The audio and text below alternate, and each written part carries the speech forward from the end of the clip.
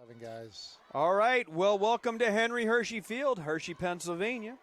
Live Friday night, Jay Garvey and Coach Mark Zervy bringing you live stream. Milton Hershey Spartans tonight taking on the Palmyra Cougars. I would only correct that it's Thursday night. It feels like Friday night, right. But that's why we're on fall break. So it's a special Thursday night edition similar to the Thursday night NFL game. That's right. We've been just coming into the show. We're talking about that. Let's take a look, though. Milton Hershey coming in at 6-1. Palmyra coming in at 3-4. The one loss being to Susquehanna Township. A very good Susquehanna Township has continued to roll early in the season. But we can go back and talk about last week's game. Middletown, we broke their, I believe it was a 25 win in the Capital Division streak going into last week's game. 25 consecutive victories. They were a heavy favorite, and I thought our kids played an unbelievable game on a big stage, and that has to be one of the most signature wins for Coach Boger and his staff in the 10 or 11 years he's been down here. This was just a fantastic win for the Spartans. And you see there, again, we're talking about the big game last week, the win against Middletown, only lost to Susquehanna. So what does that mean? Spartans are pretty much in control at this point. We right now are leading the Capital Division, which is great. We've only got tonight's game and then 2 more games, both division games, against a pretty good Steel High team, and next week we'll be at Camp Hill. But more importantly, we're even trying not to look too far ahead. But right now, I think we have the Spartans. I think right now we're 4th in the Mid-Penn, in the district, which is good. We're right in where we want to be for a home field advantage in the beginning of the playoffs. But it's very essential that they finish the season out strong. Yeah, I mean, Palmyra, it's a little break from the traditional schedule where most of the students have taken the Greyhound home, 4 o'clock today, and so kind of a sparse crowd, but they're going to need to stay focused one game at a time.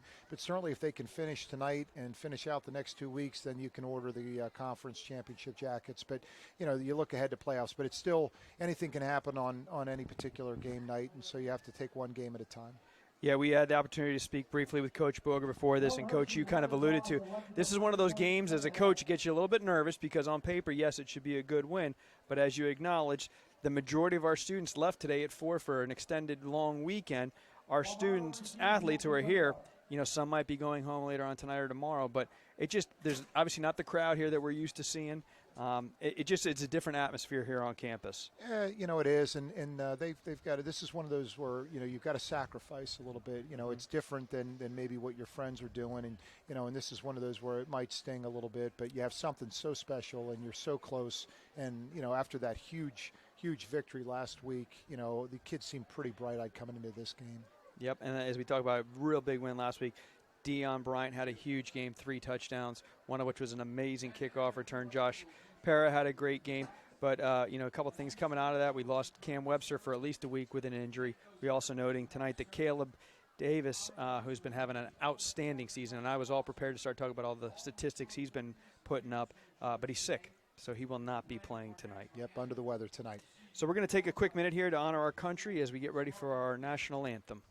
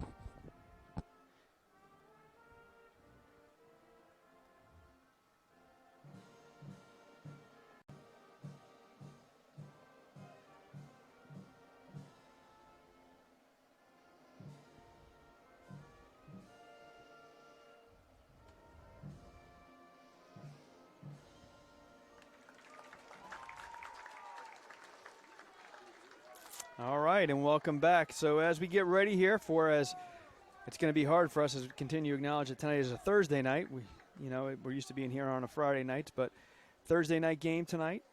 Milton Hershey Spartans against the Palmyra Cougars, another big Capital Division game And I think, Coach, one of the things we need to be very wary of is that air game that Palmyra has. I think, as you mentioned to me as we were coming into the show, Palmyra, they got the top receiver in the whole mid-pen right now. Yeah, Casey Shugart is, I think he's slated to continue his career, senior, to play baseball at Clarion. But he is the real deal, leads the Mid-Penn Conference in receiving yards. And some just number 3 is another one to take a close look at, Seth Robertson. But also just the fact that Chris Pope has been a longtime teacher at Milton Hershey, physics teacher, science teacher. He's been 13 years as the head coach at Palmyra, and actually 23 years as either an assistant or head coach. So he has got a lot of loyalty toward the Cougars, but yet knows a lot of these kids at Milton Hershey. So that always makes it interesting. So many of our teachers and staff live in Palmyra, so this gives this a little bit more of a one you want to circle on the schedule. Yep, we always talk about that with the Cocoa being how close there is a tie between the two schools. But if there's another school that we're very closely tied to, it would be Palmyra, whether it's staff students there or just our students coordinating with them on Thon and things like that. So opening kickoff, Milton Hershey kicks off, and it looks like Nick Mortar there brings it back to about the 45. So the Palmyra Cougars will take over. Yeah, great field position. The kick only went to about the 25, and he got a 20-yard return, and it's going to allow some pretty good field position for that air attack that you were referring to for Palmyra. We talked about the fact that we're without Caleb Davis tonight, but if you look at the mid-Penn statistics, we have about 3, if I would say, in the top 6 tacklers, and what's really encouraging is they're all on the defensive line.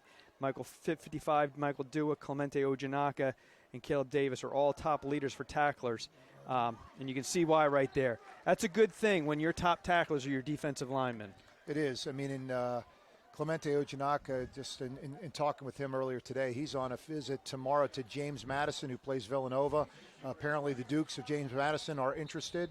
And maybe I spoke too soon. He just jumped off sides, but you can't discount his aggressiveness. And filling in there for Caleb Davis on the opposite end is number 82, the freshman we've spent a lot of time talking about. We're very excited about. Malachi. Yep. Yeah, Malachi Thomas is adjusting. And we were watching in the pregame. He looks like a junior or senior. And he's only a freshman from Philadelphia. Yep. You also see, and I don't know if you can see him there in the screen, but filling in for that injured safety, Cam Webster. We moved back there as Avon Cross. Also want to take a minute to give a shout-out there to number 8, Auggie Thomas, who had another big pick last week, and he's one of the leaders also in the Mid-Penn Conference. I think he's up to about 4 picks for the season. Auggie celebrating his 17th birthday on Tuesday this week, reminding me I owed him a cheesesteak for lunch to celebrate that big occasion. Happy to do Marinara sauce on that? No, just mayonnaise. No just marinara mayonnaise. on that. They don't prefer that. Salt, pepper, and ketchup, Jay. They're just doing it wrong. 3rd and 1 now for the Cougars. Big play on this initial drive.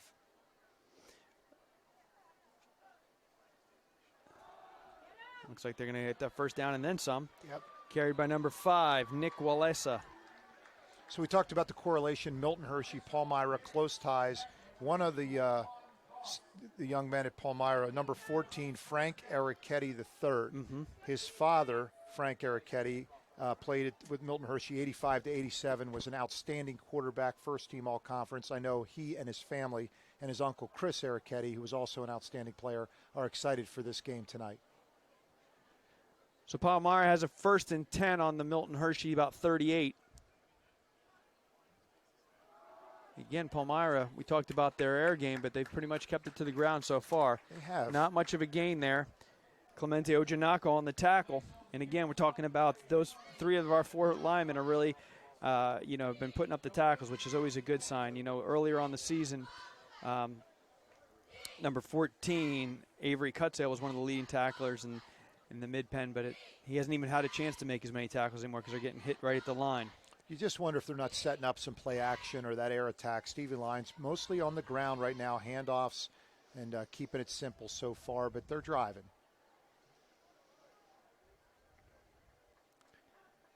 Up and here it goes. Up, tip pass. Maybe he'll make the catch, but he only gains about 4 to 5 yards there. Nick Mortar makes the catch. Yeah, he was under pressure, so we know that that's going to be a big part of tonight. Can he get the ball off fast enough? Are they in rhythm with the receivers? But it's 3rd and 8 right now.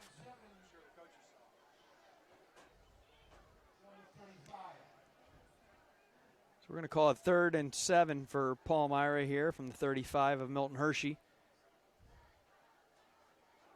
Michael Dua getting through the line. Oh, behind the receiver. Chaz Joseph had to play on the ball, and he seems to be hurt. It looked like it was intended again for Nick again, but just thrown a little bit behind him. That's going to bring up about a 4th and 7 here for Palmyra, and I would venture to say this is probably go zone for Palmyra. Take a second to get a break here with the injury. We're going to talk about our upcoming Fall Family Weekend, November 1st through the 3rd coming up. Agendas and flyers will be coming in the mail to all of our families, but we look forward to seeing a lot of folks come on campus for that weekend. As of right now, we would not anticipate having a football game that night because our hope is that we will have a bye that first week. So take another look at the Capital standings here. As we mentioned, Spartans in the lead, 4-0 in the division after that big win last week at Middletown with a 6-1 record. But still coming up the road, Steel High will come into town in 2 weeks. They're at 3-1. So that will be the crucial game for us.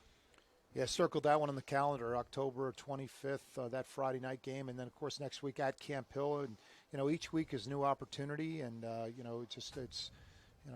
it's one you just got to, just hopefully you win like you did against Middletown. And then, you got to get right back to work. Yeah, you almost worry many times for a big win like last week. You almost are worried about what do they call it, like a sophomore slump. Or you don't want to exhale, right? Yeah. You got to keep grinding. Yep, Chaz Joseph being helped off the field. Hopefully that is just a cramp or something. So maybe a turned ankle. Yep. So 4th down now for Palmyra, and it does appear they're going to go for it. Looks like Willie Macelis is going to check in, replace Chaz. This is also the time of the year where you try to be a little bit cautious with some of your players. You don't want to see those injuries now. Oh, had his receiver, but he's not able to catch it. That was Spartans are going to take over. First down on their own 35. We'll get a first chance to look at the Spartan offense. Went right to Casey Shugart, his favorite target, and he just in and out. I mean, that would have been a first down. So Spartans take over on downs. Yep. So we're going to get a chance here to see the Milton Hershey offense, who, it's no secret. There's always the potential for a big play. Over the course of the year, I think one of the things I've been most impressed and happy with is the development of our quarterback, Tajiri Mavasiri. He's definitely improved throwing the ball. There's no doubt. I thought last week he was as good as he's been all season. So Tajiri is and even Courage Moore that Athletic Director Bob Geyer was mentioning before the game is throwing a pretty nice ball as well. So we have a air attack as well as a ground game. Yeah, the offense has certainly become a very balanced offense.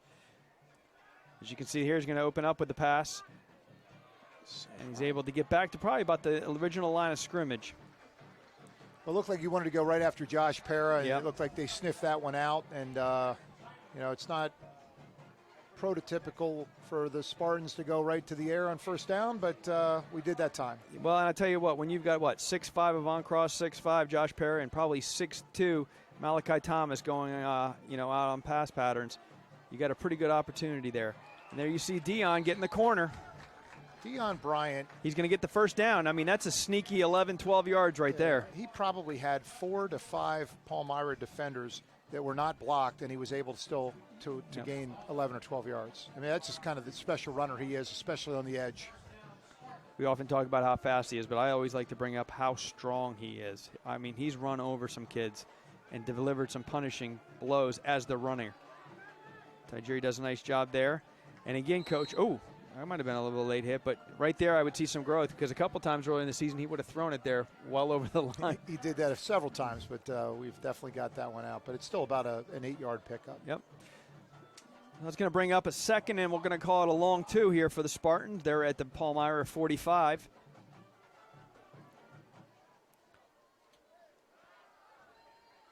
And there they are. They're going to go for Josh Pope. And tries to go up and get it, but good defense there. It'll bring up a 3rd and 2 for the Spartans.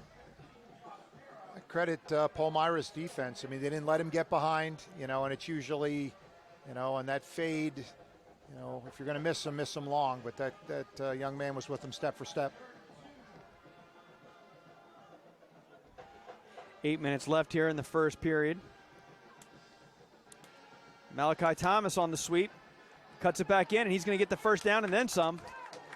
That's the freshman we talked about earlier. I had spent some time at lunch with Malachi today, and I just cannot say enough good things about him. As a student athlete, young man from Philadelphia who has just made that transition from Catherine Hall to Senior Hall, maybe as good as anyone I've seen. I mean, he is going to be special. 1st and 10 for the Spartans. They're on about the 32. Inside there, there's Dion with a quick cutback. Breaking tackles. And again, not going to bring him down. Ooh. Another first down. Tell you what, just go back and watch that quick cut and then taking on the tackler. Well, and this is a concern. If it's this early in the game, and it seems like Palmyra defensively is having a really hard time stopping Spartan offense. Look for the Spartans here. Maybe look for one of those big receivers. Right there, they're going to go to Avon Cross. Can he catch the first one? Nope. Just bobbled that. A pretty well thrown ball. I think he would have liked to have that one back again. Yep, he's got to go up and get that. Looks like he's got a little stinger there. Might have gotten his foot stepped on.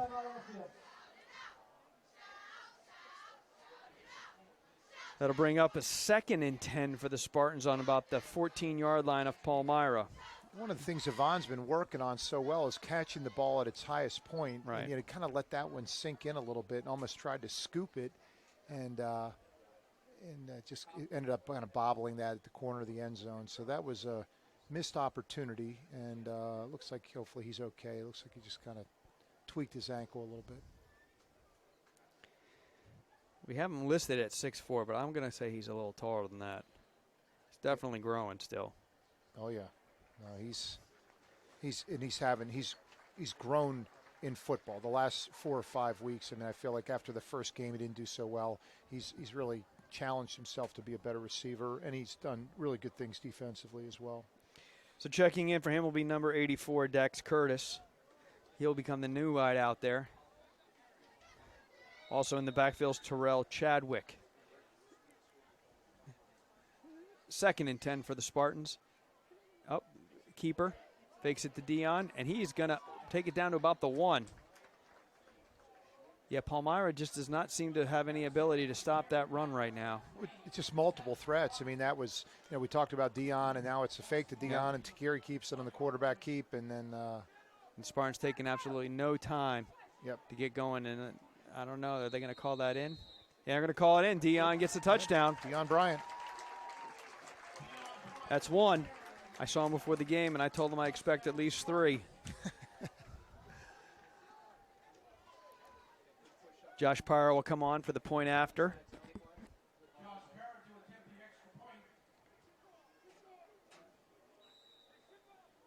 Looks like Auggie Thomas on the hold.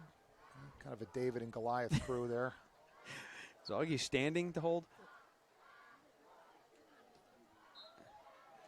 One of the many talents of Mr. Para. Yep, even Josh, he struggled with that a year ago, and he's so much more confident with the extra points this time. So a nice, good snap, good hold, and good kick.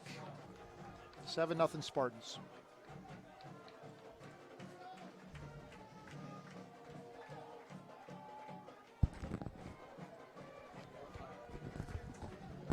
All right, so right like that, Spartans take a 7-0 lead. 6:52 left in the first quarter. Spartans on their first possession have no trouble marching right down the field. It seems like one of the strategies for Palmyra is to try to stay on offense. You know, keep Milton Hershey on defense because we're going to have a hard time stopping them. So they really need to have those kind of long sustaining drives, 10, 12 play, and see if they can punch it in and chew the clock up a little bit. Might be their best strategy. But it's early, though, as well. So we'll see what they can put together here on the kick return. Has certainly a good field position to begin the game.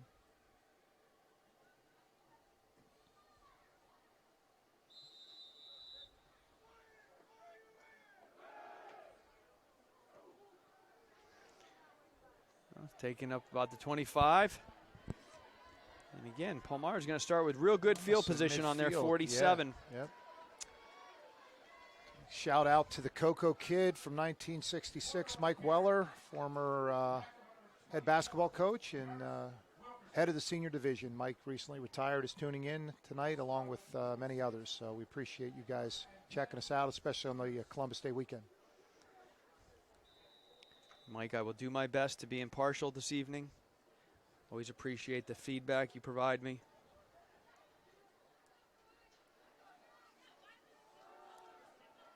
And not much of a gain. Gain of about 1 there. And again, that's Nick Walesa, the junior. Malachi Thomas in there again, Yep. the freshman. Got both Cutsale twins there at the linebacker positions. Right. Avery and Aiden. Looks like they're putting Elijah Hallman in at safety, replacing Avon, who seems to be okay. possible stunt with Josh Parra there early on. Now looks like they backed off, so anticipating the pass. Oh, and he cannot get it there. Good pressure, though. Malachi Thomas, Michael Dua, and Clemente Ojanaka all in the pursuit.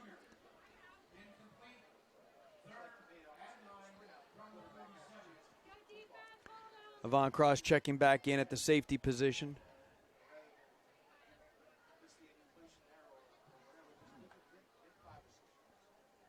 It's going to be 3rd and about 9 here for the Cougars. And as you mentioned, they need to get something going here. See Malachi Thomas and Clemente flipping spots there based on where the strength is. Looks like they also have brought a linebacker creeping up, cut one of the Cutsale twins. Good screen out of the backfield. Picks up the first down. Get down to about the 37 of the Spartans. I think that's probably smart play for Coach Pope and just trying to get kids in space and hit it quick. It doesn't seem like they're going to have a lot of time to throw with the pressure. It was a pretty well executed play for Palmyra. 1st and 10. And Stevie Lyons throws a pretty nice ball.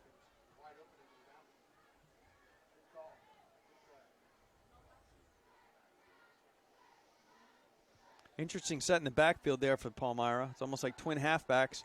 There you see Sugar, the leading receiver in the mid-pen, coming in. Yeah, what looks like it was set up to be what they call that jailbreak screen where he's coming back into the formation, but then he had pressure and bounced it outside, but decent pass and catch, couple completions. They're moving the ball, kind of about that drive that we talked about a little bit, keeping the Spartans on defense and see if they can punch one in. Pickup of 7 for Palmyra. Brings up a 2nd and 3. They're on about the 30-yard line of Milton Hershey. Oh, one of the Cutsale boys right there to make the tackle. Blew that play up. Yep, Avery Cutsale there.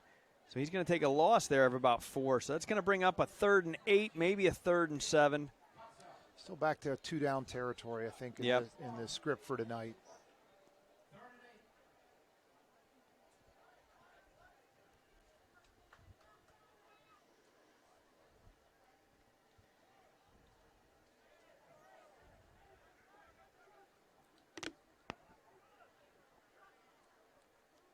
Inside handoff fake. He's going to go outside, just short. I don't know if he overthrew the lower tier route or underthrew the deeper tier. Yeah, no, that was levels, but we missed one there. We're almost right between the two receivers. It's going to bring up about a 4th and 6, maybe a 4th and 7 here. As you mentioned, it's going to definitely be a 4th down territory. Yeah, same scenario as before. They're going to just try to keep possession of the ball. I would anticipate a pretty good pass rush here from the Spartans.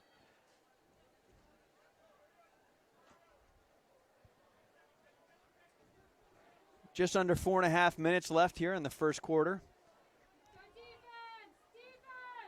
Rolling out, Clemente Ojanaka taking on a couple blockers. Oh, Corge Moore with good defense. Probably could have taken that as a pick, but was content in just knocking that down. Might have been the smart play. Better field position as the Spartans will take over. First down on their own 34. Yeah, he was almost double covered. That was pretty well defended by the Spartans, and they'll take over on downs again. Offense comes on. Avon back on, so apparently his foot's okay. We'll see if we'll come back to him. Sure if that was a turned ankle or a broken heart down there with that play. It seems like he's made a miraculous recovery. Well, fakes the ball to Terrace Wilkerson, and Tajiri keeps it. He's going to pick up about 3, maybe 4. Yeah, Great fake to Terrace Wilkerson Jr. The other two juniors. We got Malachi Thomas Jr., Terrace Wilkerson Jr. Who are freshmen. 2 freshman varsity players, and Tagiri on the keeper. Got trips here on the near side. 2nd and 5. They're going to go to Josh Para, who's down, catches it on a knee, but they're going to give him the first down, I think. One of the things we've obviously seen about Josh is, he's just as dangerous once he catches the ball. He's hard to bring down, and he's sneaky fast. Yeah, it's just deceptively, kind of lumbersome, but just he's tough to bring down in space. Quick out there to Terrace Wilkerson, the freshman you mentioned, and he's going to look to get some running room, and he gains about 2. There's not an ounce of fat on Terrace Wilkerson. We talked earlier why other kids are craving, Reese's and Hershey bars. Skittles. Yep, he's eating mandarin oranges and graham crackers. Can't get him to eat junk. Extremely disciplined. 2nd and 8 for the Spartans. Oh, and somebody was not on the same page there. I want to say, nope, they're calling it on the offense. 5-yard penalty. Oh, and we've got audio with our ref tonight. Yes. Yep. Is that our new system?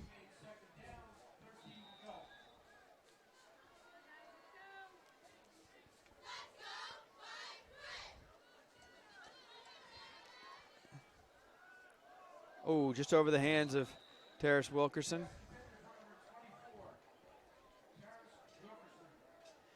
Brings up a 3rd and about 13 for the Spartans on their own 42.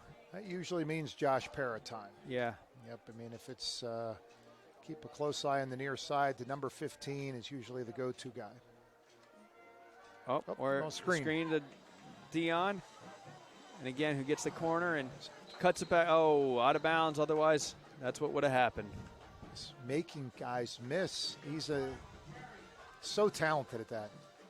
So it looks like it's going to be about a 4th and 5 here from the Spartans at midfield. Apparently, Coach Boger is going to punt it. Yeah, with the 1-score lead, I think that's probably the safe play at this point. Josh Para back for the punt. And looks like Jacob Demling will be back deep for the Palmyra Cougars. Nice punt. Good. Oh, he's going to let it go. Down at about the 10, 11-yard line. Down by Dax Curtis. So with 2:43, Palmyra will take over once again. They're on their own 11-yard line. Long way to go.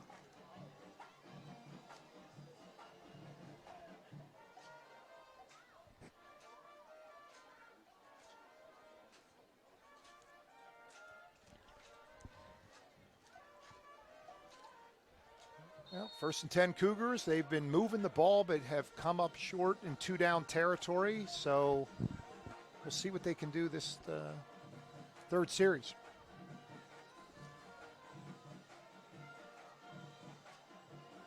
Inside handoff.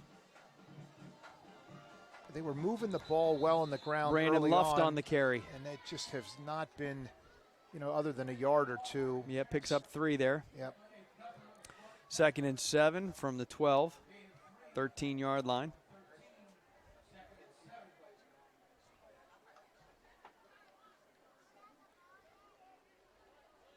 Just perfect night for football out here. Oh my gosh, just yes, gorgeous. it's gorgeous.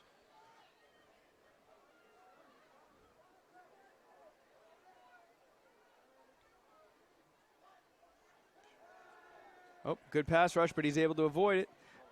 Oh, makes a catch. Yvonne Incredible. made a play on the ball, missed, brings it out. They're going to get a first down, brings it out to the 30. That was that Nick Mortar again for Palmyra. That was an incredible catch. I mean, it looked like the quarterback under pressure, scrambled, and then decided to throw it. And they're moving the chains.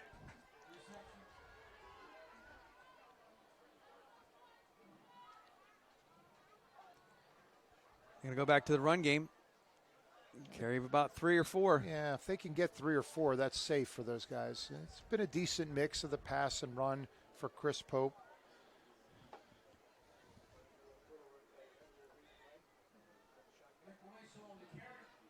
That's 2nd and 6 for the Cougars.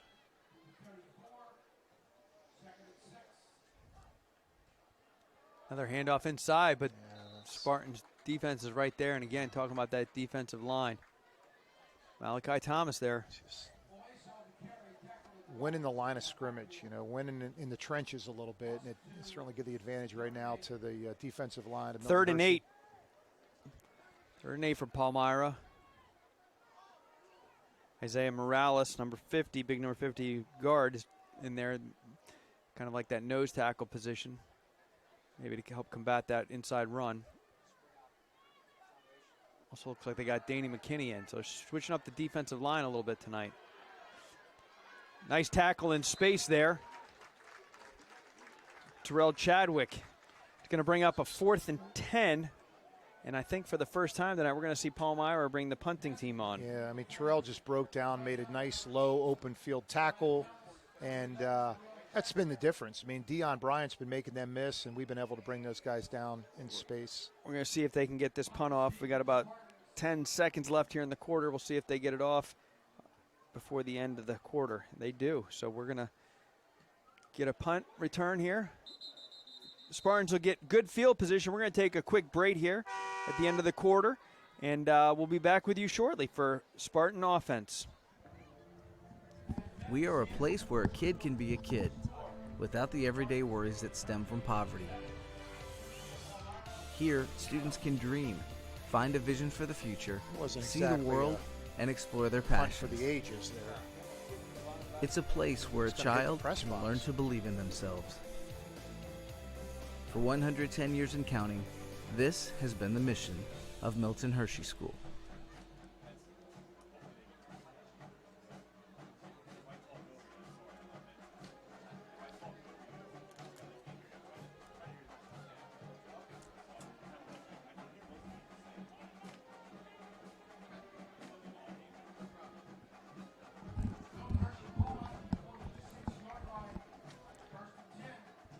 All right, and we're back here for the second quarter. Milton Hershey's now taken over on their own 46, 1st and 10. A great field position. Looks like TJ Hall. Yep. And it's a Jerry keeper. Mavis here, the keeper, and he's going to go for a big gain. Just needed 1 or 2 more blocks to spring, but he gets it all the way down to about the 29-yard line of Palmyra. Give Tagiri and TJ Hall. I mean, what a great mesh fake there. They occupied about 2 or 3 defenders from Palmyra. They were convinced TJ had the ball, and it's a quarterback keeper. 1st and 10 on the 30-yard line.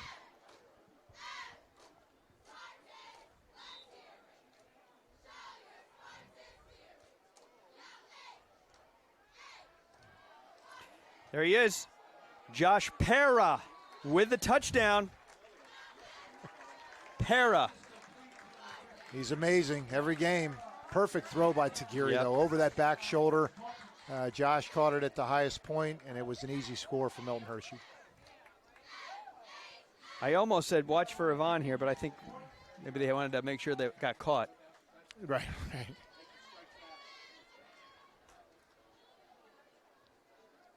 Josh will stay on for the point after.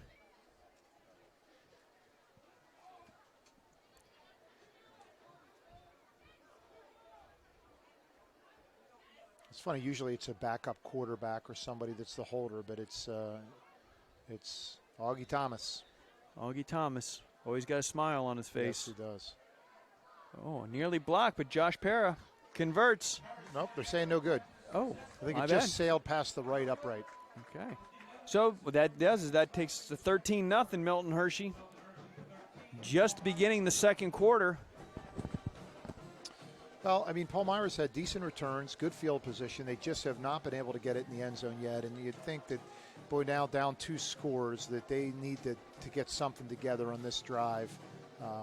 Starting with Stevie Lyons, their quarterback, and just see if they can actually get it down and potentially get this thing to 13-7. I think this is kind of a critical series. Yep. Yeah, as we mentioned last time, it was the first time that Palmyra punted, but it's, the other, obviously, drives were turned over on downs just because of field position. So Spartan defense has certainly answered the call tonight, continuing what was a great effort from last week. And I would have to venture to say Coach Boger's pretty happy with the way the Spartans have come out tonight. We alluded to the fact that, the majority of campus left today for the long fall weekend. Not the normal packed crowd we have here tonight. Oh, we got a fumble there, which allows Spartans to get down quickly on him. But he breaks away. Nice return. Again, gets it out to about the 37-yard line. Milton Hershey pedigree there. Frank Ericetti III. And we spoke about earlier. Nice return for that young man. It says father, first team all-conference, graduated 1988. And his uncle Chris Ericetti was also an outstanding player. Tailback, defensive back. I want to say graduated about 91. So a little brown and gold in that black and orange. Palmyra will take over on their own about 37-yard line, 1st and 10. We talked earlier in the game about their number 6, Casey Sugar, the leading receiver in the mid-pen. He has been pretty much shut down tonight. Nice tackle there in open field by Terrell Chadwick. So, well, one of the concerns that we gathered was offensive line play for Palmyra, and it just seems like the Spartans are in the backfield so quickly and making it difficult for the timing, of the pass and catch, Lions and company. But he's able to, again, that was almost like a broken play scrambled, but it still got 5 yards. Second and probably call 4. Inside handoff. Oh, Avery Cutsale coming up and delivering a blow. They're going to give him a gain of about 2, which will bring it up about 3rd and 2.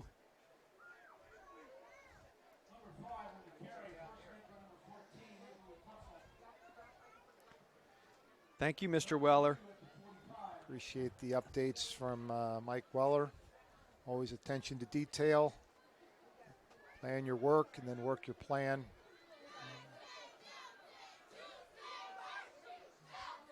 Third and 2, big play for Palmyra. Inside handoff, and they're going to stuff it. Oh, no, I'm sorry. We even thought for the fake. Oh, we got a flag there. It might have been a late hit. I think it's a face mask, possible late hit. So he's going to get the first down on a great fake plus for Palmyra. Another 15. This will put him in real good field position.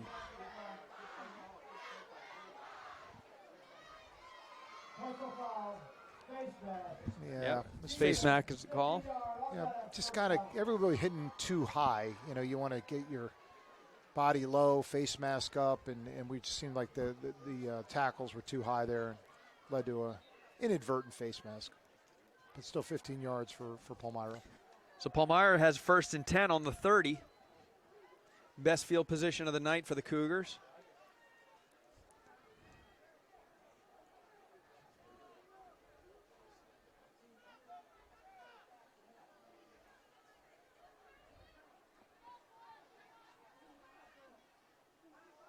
Inside handoff.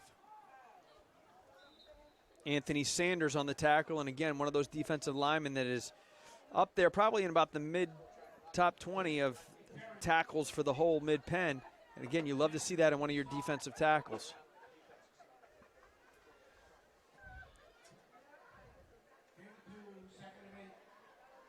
Prince Sakbo also checked in there at the defensive line, normally an offensive lineman. So seeing a lot of new faces spread across that defensive line tonight, getting a lot of guys playing time.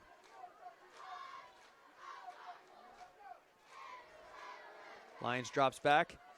Oh, looking for Shugart there. Yeah. Overthrew him again.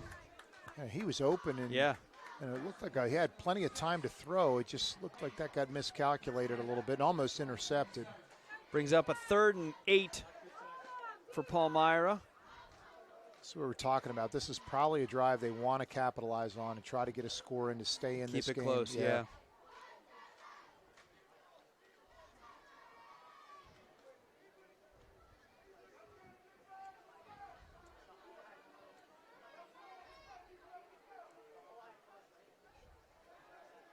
Oh, batted pass by Michael Dua. He's had an outstanding season. Spartan defense, I mean, they just were in that backfield, and it just makes it so difficult for the quarterback, Stevie Lyons, to be able to get anything done. But again, 3rd time now, 4th down, 2-down territory. 4th and 8. They're going to try to get this thing to sustain the drive.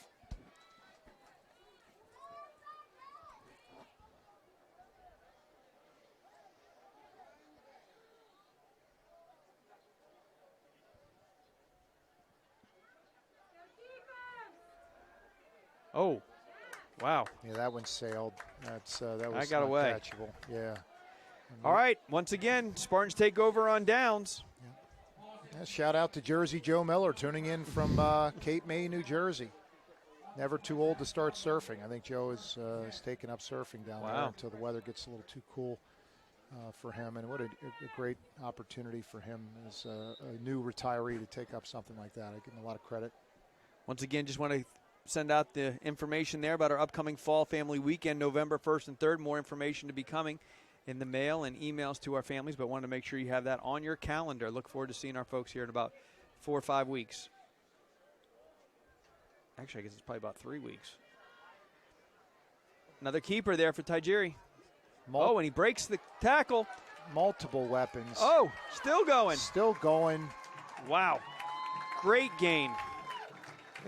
It's so much about the fake to Dion and attracting 2 or 3 defenders, and then realizing that Tajiri is such a good runner in space too. It's outstanding execution offensively for Milton Hershey. 1st and 10 for the Spartans on about the 38-yard line of Palmyra. Wasting no time to get it to Dion, who gets to the corner, and again, running over. Talked about his yards after contact. I mean, it picks up 9 there. I would say as good as anybody in the mid-pen. Yards after contact. This is tough to bring down. Para, Dion Bryant, Tajiri Mavasiri. 2nd and we're going to call it a short 2, long 1 here for the Spartans.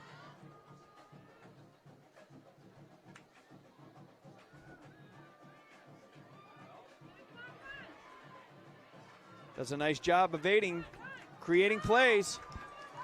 Wow, he's still going. Still going. Touchdown, Tajiri Mavasiri.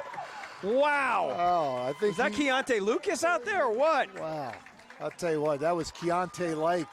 Made about the last 4 people miss and would not be denied. Oh, my goodness. Put that on the highlight reel. Resilience. Yeah. By that young man. He just would not be denied. It was a golden run. Let's go. And what had appeared to be a pewter start was a golden run. It was obviously it was a broken pass play to start, but Para struggling. Josh Para 1 for 3 tonight. It's almost like his jump shot or his foul shot. Foul shooting. That would have been 1 for 5. All right, we're going to take a quick break here, and we'll be back shortly. Spartans up 19-0. 7:56 left in the first half.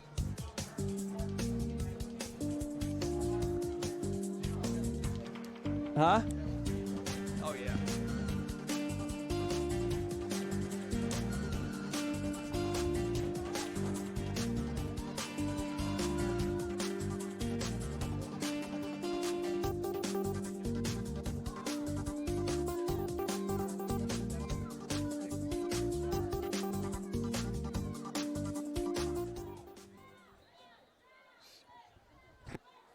All right, welcome back. Spartans up 19-0, 3 touchdown drives, 7:56 left here in the first half. It's been all Milton Hershey so far. Palmyra had a couple of first downs, but really has had struggled with moving the ball tonight.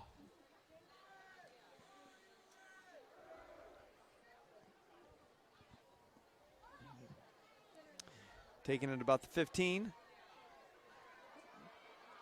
Again, Palmyra is going to start with really good field position here. They've pretty much been averaging around the 40, 45-yard line. Yeah, well, short kick and long return. I mean, it's been almost close to midfield all night long. Unfortunately, then just kind of fizzling around the 20 on turnover on downs.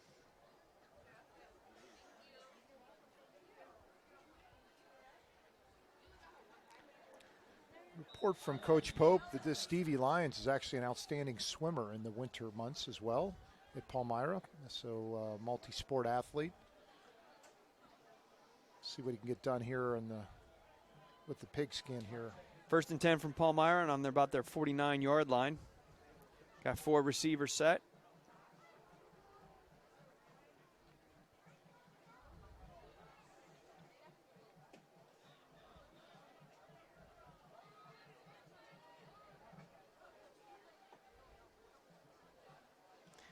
Well, Hershey bringing some pressure. Rolls out. Nope. Unable to catch that ball, number 34, Drew Chapin. A lot of drop balls tonight for Palmyra. Yeah, well, you know, it was a strike. Milton Hershey puts 3 guys down line defensive, and then they stunt one of the backers, and that's what's keeping Palmyra, I think, on their heels a little bit.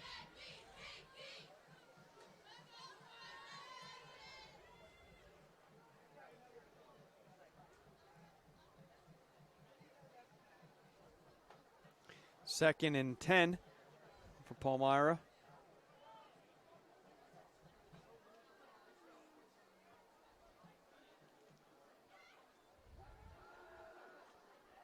Lions rolls out again.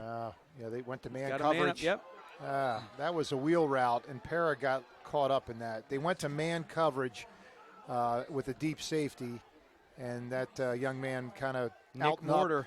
Yeah, flatten up or kind of the wheel route, and Josh got caught looking at the quarterback for a second, and I think got a little bit behind him. But pretty well thrown ball, so good pass and catch for Palmyra. Palmyra takes first and 10 here from the Milton Hershey 26. Once again, good field position. Can they capitalize? They have not been able to up to this point.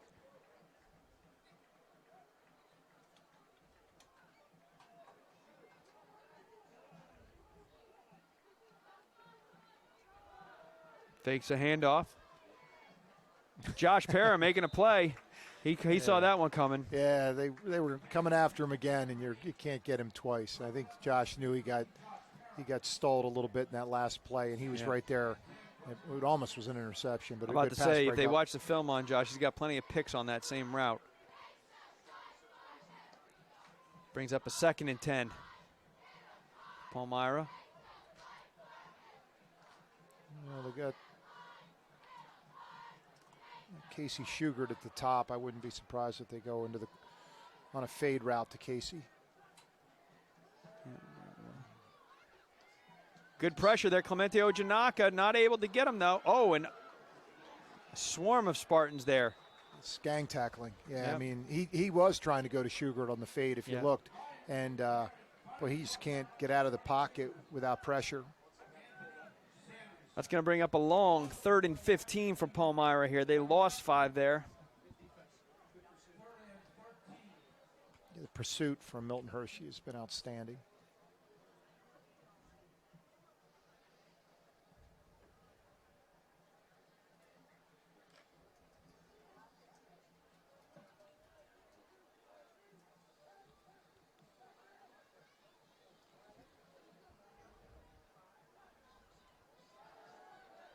Again, more pressure. Michael Dewey just missing it. Wide open. First down. Jacob Dimling was wide open. Yeah. Almost like somebody forgot to cover him. Nice play. Well, I think the D-backs start to let up a little bit when there's so much pressure in there. But nice play by Stevie Lyons. Good saving tackle by Yvonne Cross. But first down for Palmyra. 1st and 10 from about the 11, maybe 2. So there is the opportunity to get the first down before scoring. 6 minutes left here in the half. Looking at this. Oh, nice defense there. Auggie Thomas, slant route, looked like he had him. Augie's able to knock that ball away. Back to his favorite target, Casey Shugart. Casey, I think, was thinking maybe a flag if Casey was there early, but no laundry on the field this time. This brings up a 2nd and 10.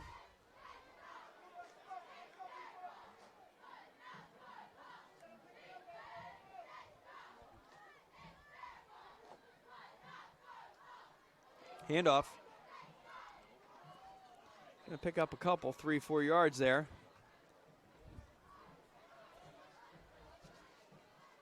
Brandon Luft on the carry.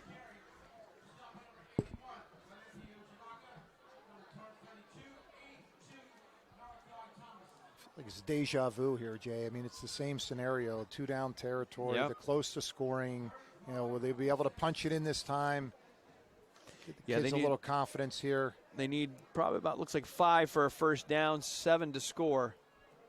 3rd down. And the tight trips. And they got Sugar going now out in motion. Malachi Thomas on the pressure. And Josh Pope, Para. Mike Weller's got it in my head now. Josh Para with the pick. Brings it back out to the 20.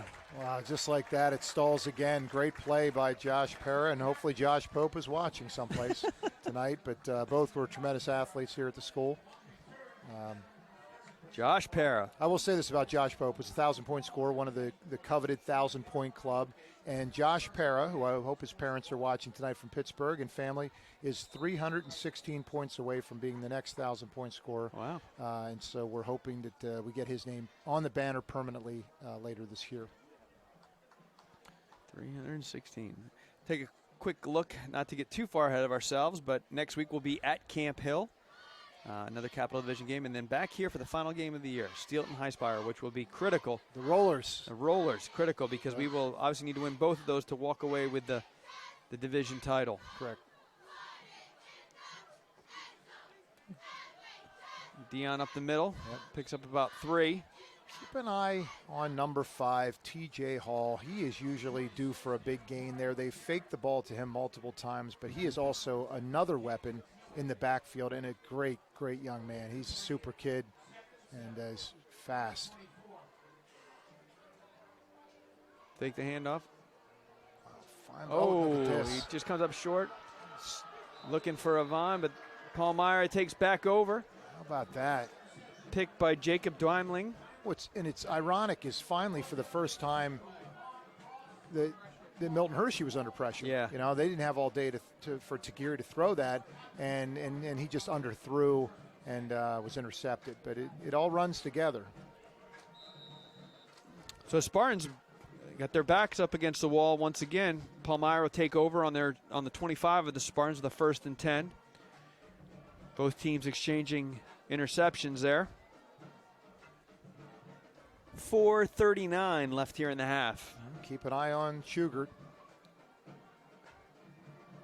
Hand off to number 5. Oh, and he's got a little bit of a game, but then there's Josh Para making a nice open field tackle. Gain of about 4. So it looks like better up front blocking that time by Palmyra, that gain.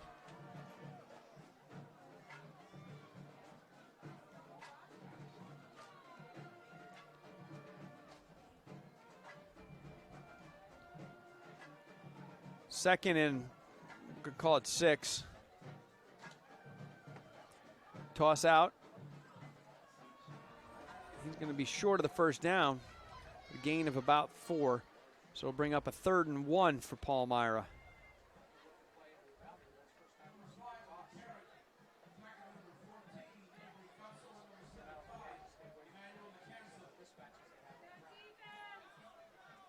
Big play here for the Cougars. Yep, Stevie Lyons may have to shift to the hard count, see if he can get the Spartans to jump off sides here a little bit. That first down. Clock continues to roll. We're at about 3.5 here in the first half. Handoff. Oh, Spartans had him there for a second, but cut back. Able to pick up the 2 yards, which is just enough for a first down. Nick Walesa. Hit that downhill a couple times. He's really hitting the hole quickly, which has given him that forward progress. I mean, he's just north and south, shoulder pads low, and been able to use that forward progress to get this thing moving for Palmyra. So 1st and 10 for Palmyra on about the 13-yard line of the Spartans. Inside handoff. Josh Para, once again, does a nice job staying home. Danny McKinney checking in at the defensive tackle position.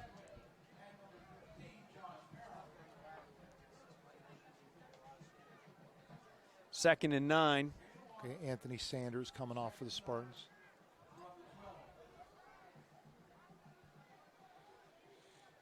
So this is like round 4 or 5 of this kind of critical, can we put it in for the Cougars in the red zone.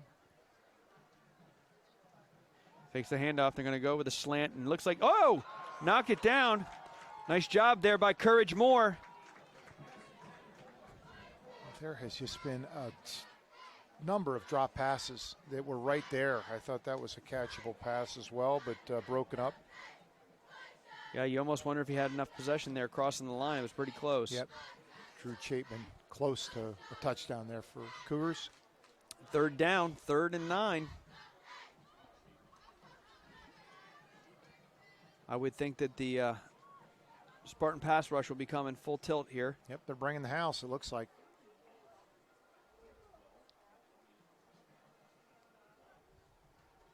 Yep, inside handoff, and he's not going anywhere. Loses 3 yards.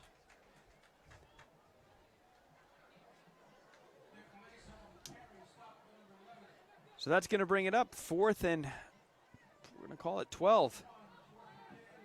4th and 12. Palmyra can get a first down here before scoring, so. Right. And Willesa has had a couple terrific runs. It just wasn't I think the case in that Chris last Pope one. may be thinking about taking a timeout here. So we're talking to the official. I think maybe he's trying to let the clock run down a little bit, eat some time.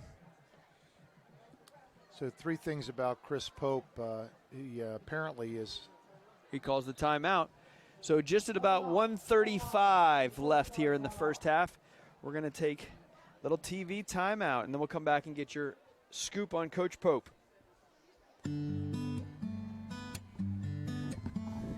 Chris Pope, Josh Para.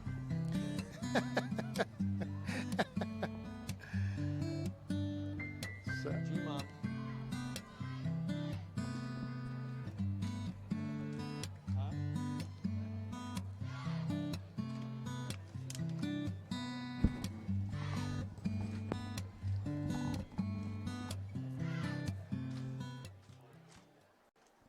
All right, we're back.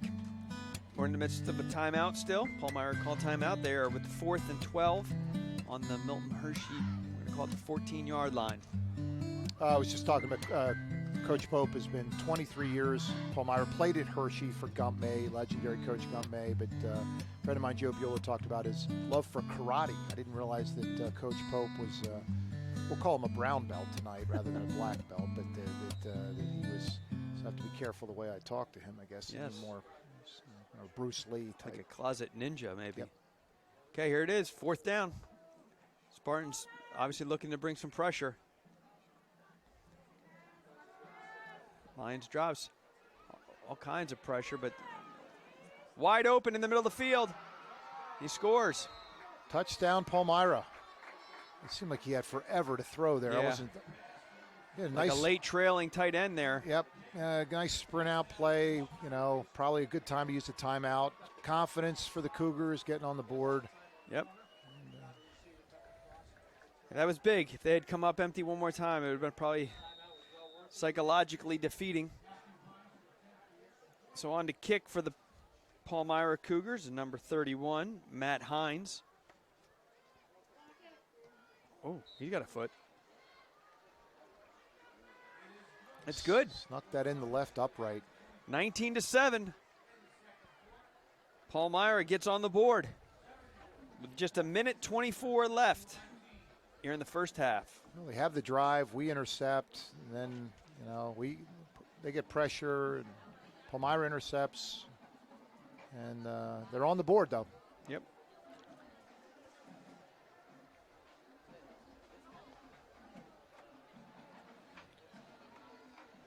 Uh, 1:24 second quarter.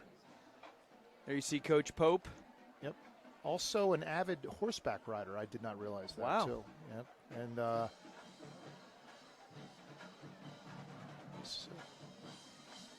apparently built his own canoe, like out of a tree, and went up to Canada and did one of those things where you canoe through the lake and then carry it over your head. He's like a great outdoorsman. No wonder he's Wow. these kids so tough down in Palmyra.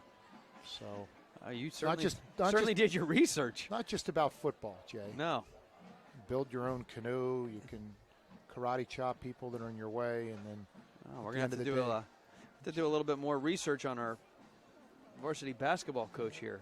Find out what's in his closet. to find out what Boger's good at. I don't, other than football, I don't know what he's done. I have to find that out. Lebanon Catholic star back in the day. Pretty good golfer, I know that.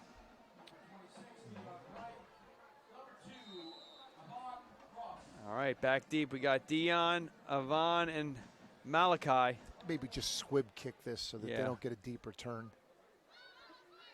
Yep. Yeah, that's what they do. Yep. Just fall on it. Yeah, it's probably a smart move. Willie at that point. Marcellus. So the Spartans will get pretty good field position here. About the 38. They got to go 52 yards in a minute and 23. Normally you would say that's difficult, but Yeah. the way Milton Hershey's offense is, it's See a shot there of our Spartan cheerleaders with their pink pom-poms. Yep. Big awareness month here for Milton Hershey. A lot of people in pink. I know our president has a big initiative of wearing pink every day or something like that, getting people to join him with the cause. I think he does that even when it's not breast cancer awareness. But, yeah, yep. All right, Spartans take over, 1st and 10. Dion, nice block on. Oh, and he's going to cut it back. This is where you get nervous with a clip. Right there is one. Yep. Yeah. Oh, this is one where you're still going to show colleges the film. I mean. And the rest of the 10 guys know it's a clip and it's coming back, and Dion's celebrating in the end zone. Well, and unfortunately what it did is it took 24 seconds off the clock. Right, yeah. Ran about 60 yards for a touchdown and 130 east and west. I think. Yeah. I think the clip was actually on Tajiri. Yeah. He might need oxygen. He's coming off. You know, and I'd have to go back and look, but I would say he's had at least 5 long touchdowns taken back this year by a penalty. Yep. No. Yep. They need some Gatorade for Dion. Also a New Jersey native. I think his mom was coming to the game tonight, he said. Otherwise, they're going to watch it on live stream. And, boy, you wouldn't know it in the hallway. As nice of a kid as there is, good student, and taking full advantage of his opportunity at Milton Hershey School. Unfortunately, now with the clip, that moving him back. So now we might just kind of play a little more conservative. I don't know. I don't know. They might air it out. Looking for Avant on the crossing pattern. They got him. He caught it. Get out of bounds. Yep. Little dig route to Avant Cross. Quickly gets out of bounds. Smart move by the senior. 52 seconds left on the clock here. Vaughn was really excited. Significant improvement on his SAT scores, so he was excited about his hopes of trying to get something next year at the next level.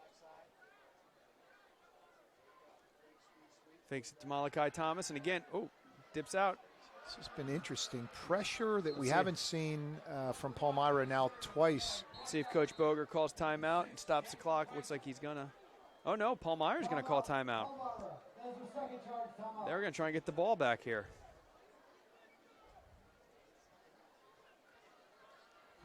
I like the aggressiveness there for Coach Pope. He wants to get the ball back and get more points on the board here before the end of the quarter.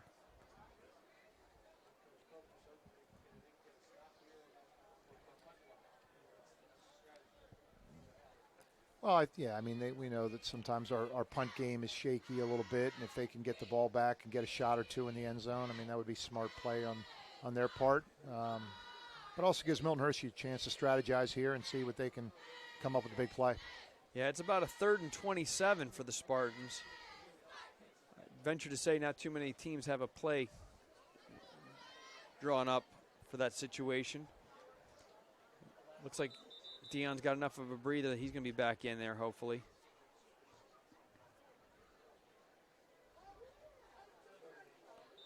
Yeah, all the weapons there.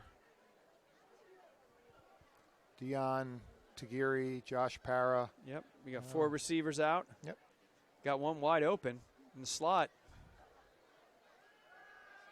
Yep, going to Para. He's going to catch that. He's got it. Oh, He better get going. Oh. Spread the field and go to your big target. And it's a great catch for Josh. Yeah. But biggest improvement for Tagiri, Jay, is I don't know that he was making that play in the first 2 or 3 weeks of the season. And, he's done everything right. If you miss him, you overthrow over his back shoulder. And that has been, the timing of that has been special. And that is a huge, huge score right before halftime for the Spartans. Don't think that's what Coach Pope had in mind when he called that timeout, because I think Coach Boger was content to let the clock run out. There's 30 seconds left, but they're going to go for 2 here. I think they've given up on Josh as a kicker. Good defense there. Yeah, it was good defense. It's broken up by Seth Robertson, number 3 for Palmyra. Spartans take a 25-7 lead. Tell you what, Josh has also been pretty dependable on that extra point until recently. I don't know, ever since maybe he had that knee injury about 3 weeks back. Well, some of those that missed tonight have been really close to the point that we see it up here. It almost looks like that it was good. Yeah. But, so he's not missing badly, but So Palmyra will get the ball back, kind of what I think Coach Pope was looking for earlier, but not in this fashion. He'll have about 30 seconds to work with. So he'll take over here, but Spartans, again, extend their lead to 25-7. if you're just watching, you know, and it's Milton Hershey just seems to have strong defense and so many weapons on offense. And when they're clicking, they are difficult to stop. A lot of teams, you got 1 or 2 guys, but they just have 4 or 5 different guys that can all can hurt you in different ways. And so far tonight, it's been pretty much the right there. I don't know if we get a shot of him. Tajiri and Josh show. Tajiri throwing for 2 and running for 1, and Josh catching 2.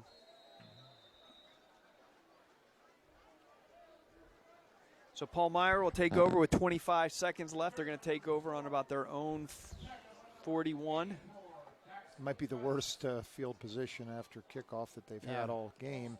That'll be something down the stretch in the playoffs. We probably not going to be able to give the ball at midfield, continually. Very good point. So, you know, even as you're going into the later stages of the season, there's always things to work on, and special teams are so important. Well, and again, I think, you know, earlier in the season, Josh Parra was doing the kickoffs, but I think he had that knee injury, and he has not been kicking since then. No.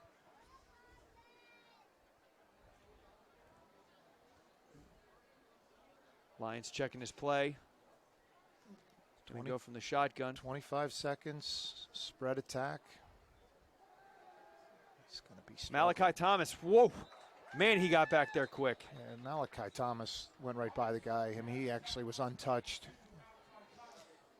So that clock's going to run, and it looks like Palmyra is going to let that go. They're going to lick their wounds and head in here. I mean, if you're a coach and you're looking at Malachi Thomas and you know you have him for 3 more years and the best is yet to come, I mean, that's just that's what it's all about. Yep. All right, so there's the horn. It's halftime. Spartans up 25-7. Hitting on all cylinders. We'll be back after the break. My name is Bob Geyer. I am the athletic director at Milton Hershey School. I actually played football and went to school across the street at Hershey High School. Graduated in 1971. I've been told that my voice is somewhat recognizable. The gruffness in my voice is probably due to decades on the football field. I'm 5'10". Yeah, I don't feel very intimidating. Not in size, not in stature. I always wanted to make sure that when I spoke with our players that they could all hear the message. High school athletics should be education and character development based. The embracing of academic opportunities, the citizenship and sportsmanship, through athletic participation becomes meaningful for life. Our former players would smile at hearing the phrase eliminate ground time. The bottom line is that it's an 11-on-11 game, and the play's still going on while you're falling to the ground. We don't have time to lie on the ground, and feel sorry about what just happened, because you still have an opportunity to make a contribution, right? As long as you're willing to, as we always preached, eliminate ground time. There was an inherent life skill, that I think some of our players have, beyond graduation, been able to embrace. Because there's probably, again, in life, stuff's going to happen. We're going to get knocked down. there's other people relying on me to get something done. The outcome on the scoreboard is not nearly as significant as the experience every player on our team, regardless of their role, had an opportunity to make a significant contribution, and we made sure that everybody understood that they were important to the overall success of the program. I look back on it with all fond memories, never any regrets.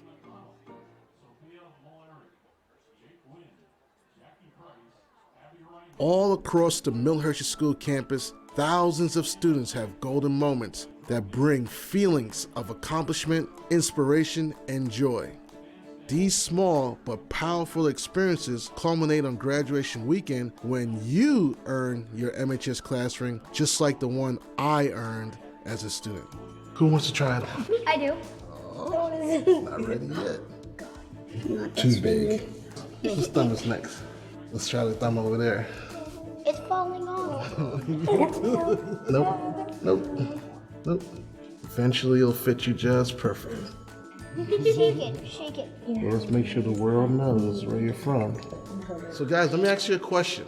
What do you think the ring means? Go ahead first. It tells you, it tells all the people that you were at Milton Hershey. It means to me like when you graduate from the school and about 2 years later you still remember at school. Okay, that's a good one. It's a symbol of strength. Good. The ring means to me is that I am an official member of Milton Hershey School family, which means thousands and thousands of graduates throughout the entire nation, throughout the world, and you cannot get this ring from any other place except when you graduate from Milton Hershey School, so it's a special ring. I got this ring when I graduated from Milton Hershey School in 1950. 1990. 2002. 2015. 2019. Without this, I wouldn't have the life I have today without this ring. At one point it was my future, and now it's my life. It means perseverance, it means strength. I've had it for 29 years, and I hope to have it 100 more. I wouldn't trade it for anything. So I'm assuming that's why it's gold, because it's valuable, and then the things that you learn at MHS are valuable and they're going to help you in the future. You should aspire to get this ring because it cements a bond that you have done something great, that you have accomplished something great, and that you can look forward to bigger and better things in your life. And how will you be golden? How will you make this year golden? Make this year your golden year. Are you ready for this gold ring? Be the goal you always wanted to be. Where is the gold in you?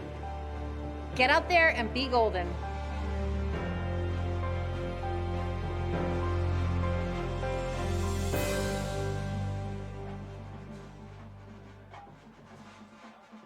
My name is Jordan Kissinger, and I'm studying the automotive technology career pathway. It's very hands-on, and I'm a very hands-on person, so it was easy for me to pick up. As freshmen, we start out doing preventative maintenance service. We work on oil changing, working on tire rotation. Sophomore year, we spent a lot of time on electrical, learning about the different fuses, different circuits, and junior year, we work on engine performance and different topics overarching like the engine. Milton Hershey definitely would have prepared me for going to a trade school. They incorporate a lot of skills that the industry has, and they bring it to us, so we always have like top-notch skills and services that will put us ahead of other people in the industry.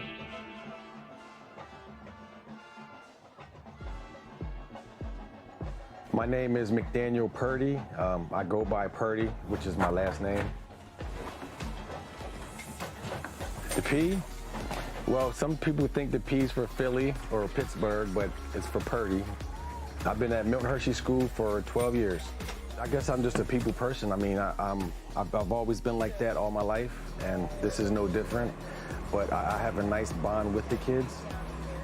I'm about 6'4", 5'3". So when I started in 2007, the first graders at Milton Hershey School are now in 2019 graduating. And I always knew it would come to a day where I see first graders graduating high school, and that's very special for me. That's one of the main reasons that I enjoy transportation, is that I get a chance to see kids grow. They're as open with me as probably anyone on campus, and that's just because they know I care about what they say, and they know that it just doesn't go in one area. I mean, I remember their situations, so just building relationships with our students is where it's at for me. You know, kids will talk. I mean, there's kids that will, and I always know when a kid wants to talk, because the kid they'll hang around. I say, you know, what's on your mind? And so, I mean, that's when you know Milton Hershey's the best place. Sometimes I say to the kids, thanks for riding the Purdy Express.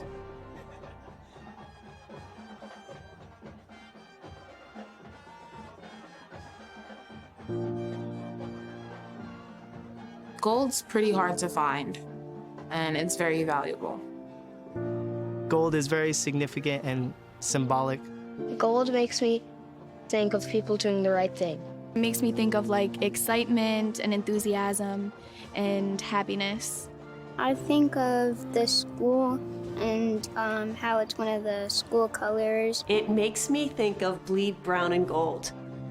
Something that is golden is good, and it's full of brightness, and it's full of vitality and good things.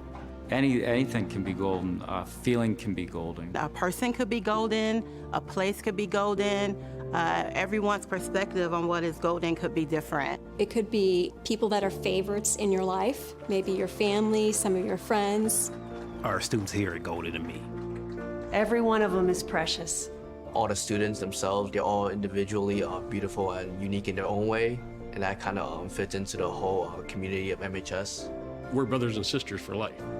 Your heart can be golden. You can be golden. Golden moment in my life is when I found Milton Hershey School. My golden opportunity was to be accepted at Milton Hershey School, become a student here, and then continue on as an employee to this day. I think anything can be golden, you just have to look for it. When we think about gold, gold as being something that's special, something that's sacred, everything about what is here and the opportunities that we have, I think are amazing. And so to me, gold is something that's precious, and I think that this is a precious place to be. Be golden means positivity. Being golden means be great. You know, it's the top standard. You know, you're at the top of the podium. You achieved gold. To be golden is to be yourself and to shine. People who are golden are people who treat others the way they want to be treated and don't always expect the same in return. Always be kind, always be respectful, because that's the way that you want to be treated. Be kind to everyone because you don't really know what battle they're fighting. Being golden is about helping others. Being golden is trying your very best. I think Mr. Hershey would want us to be our best, to be golden.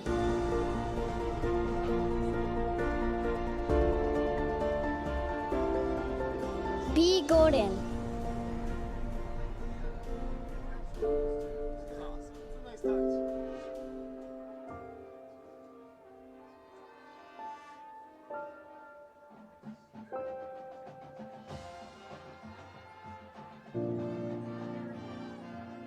My name is April Capolet, and I am the Computer Science and Innovation Pathway. I've always been interested in computers since I was little.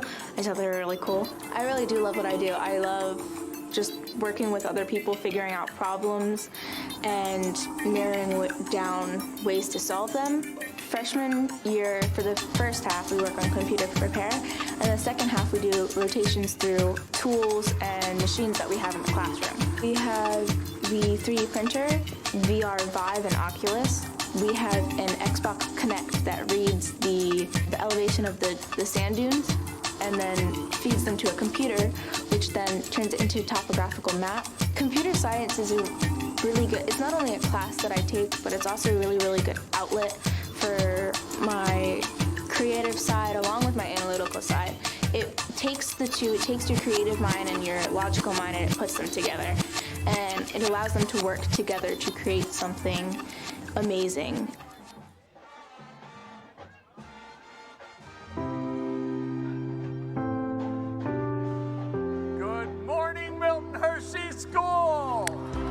Welcome to the 2019 Opening School Assembly.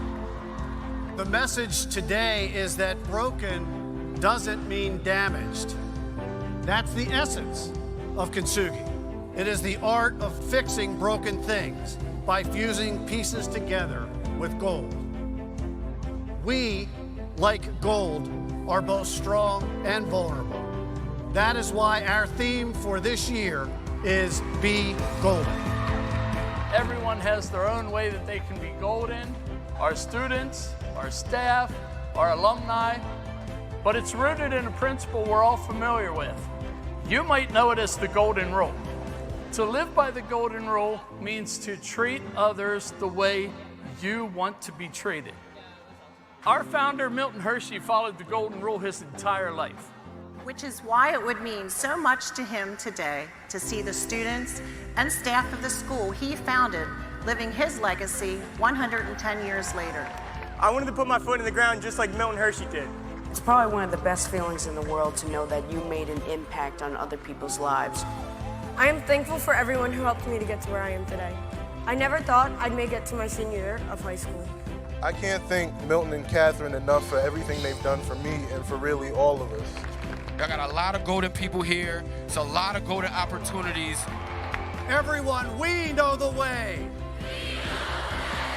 We will go the way. We will show the way. The golden way. Louder, the golden way.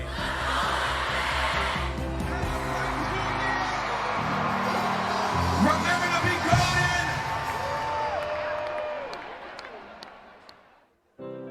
Enrollment Day today was a tremendous opportunity for us to welcome over 100 new students to campus. It is a wonderful, welcoming environment. Of course, we have logistics and some paperwork that we have to do. That's part of our process, but we really do try to welcome the family with a big friendly smile and open arms because this is the first day of the journey. The deed of trust calls for us to enroll as many students as we can serve. With the continued construction of our legacy campus and additional student homes, we now have a record number of students on campus whose lives are being transformed through the amazing work of Milton Hershey. The possibilities are endless with Milton Hershey.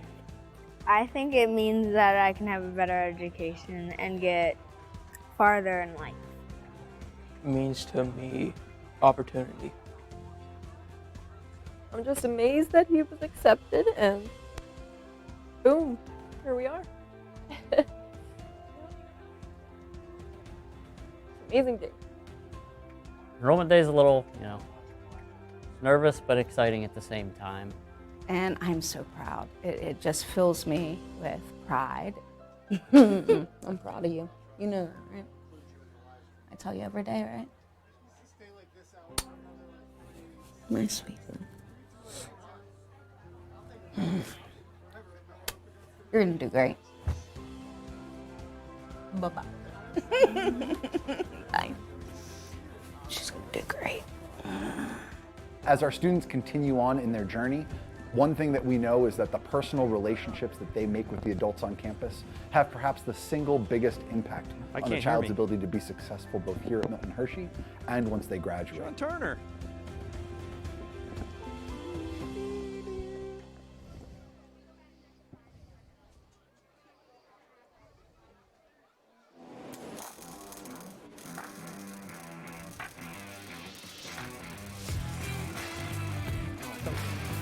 So when I took this class, I wanted to start learn a new thing.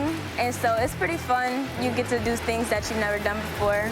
We have 6 welding booths here, so every student can get behind a welder and what we call burn wire or burn rods and getting comfortable and familiar with the machinery. Yes, welding's new to Milton Hershey, so we want to make sure we get off to a good start, and so far we are.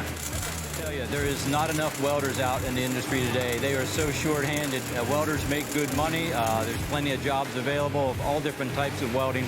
So a good place to get started is right here.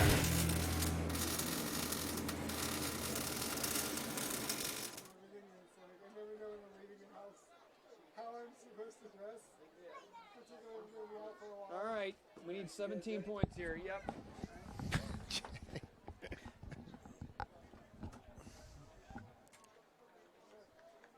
And we're back. Second half. Milton Hershey Spartans and Palmyra Cougars. Spartans up 25-7. Coach, what are your thoughts on the first half? I thought there was outstanding offensive chemistry for Milton Hershey. Again, multiple weapons, stingy defense, and Palmyra just, had a lot of miscatches that would have kept them in the game, I think, a little closer at this point. But, we always say it's that first half of the third quarter that can really make it or break it, I think. And so anxious to see halftime adjustments, what Palmyra is able to do, what Milton Hershey is able to counter with in the second half. But, it just seems like Milton Hershey's gifted with some, players like Deion Bryant that can just make people miss. Mm-hmm. And Lebanon Valley head football coach Joe Bueller was talking to us at halftime, and he was just talking about how special that kid is and instinctful and everything like that. And then you've got, Tagiri's improved passing game, and Avon and Josh Parrott, receiver. It just seems at the end of the day is there are too many weapons in brown and gold. But we'll see. I think Palmyra's been feisty and been moving the ball. They just haven't been able to get in the end zone as often as they would have liked. But they'll kick off here in the third quarter, and we'll see if they can hold them out on defense and see what happens. Yeah, unfortunately, if you get a chance to go back in the live stream and watch that run by Deion Bryant, a really special run, but unfortunately was brought back because of a penalty. Josh Parra has certainly been pretty dominant catching the ball. And again, we're going to see another squib kick here to Avon. But see if the Spartans can continue to go. Avon's going to get him out to about the 40. And that just kind of reiterates what I was talking about. I mean, it's one thing to squib it at the end of the half, but to start the second half with three dangerous people back there, they're electing to basically give up, the ball at the 40-yard line because, they're afraid of the big play. And that's what Milton Hershey's so dangerous with is the big play. If you're just joining us, we also talk about we got a couple of our defensive players that are out. Cam Webster, the safety, out with an injury that he suffered last week. Hopefully we'll hear some news to get him coming back. And Caleb Davis, who has just been playing out of this world. I was kind of already prepared to start talking about where he is. He's in the top in the whole mid-pen in tackles for loss, pretty much every defensive statistic you can be as a defensive lineman. He's out. He was actually ill this week, so they're just kind of being cautious with him. There you see Deion just, again, muscling ahead. And it tells you another 7 yards. It tells you how much Cam and Caleb just love football, because those guys look like tonight like they lost their dog. Yeah. They're definitely puppy dog faces. They just want to desperately be out there competing, and that's so important. Yep, but what that does, we've seen a lot of new faces on the defensive line, a couple of which are usually offensive linemen. So I don't know if it's also providing Coach Boger an opportunity to try some new things defensively as well. But see Spartans there trying to run with Terrell Chadwick, and he just pretty much gets back to the line of scrimmage, so it's going to bring up about a 3rd and long 3. Fake to Deion, back with Chadwick, the same play they run TJ Hall on. But, again, it's just misdirection, multiple weapons, 3rd and 3. Be interesting. It's a big play. Yeah, Nate Andrews checking in there at the kind of the H-back position. Fake it to Deion, right up the middle. Terrell Chadwick's going to get a first down. Nice play. It's pick your poison. I mean, it's Para, Cross, Deion, and then, you don't account for Chadwick on that X play, and first down Spartans. Oh, nice block. Terrell Chadwick.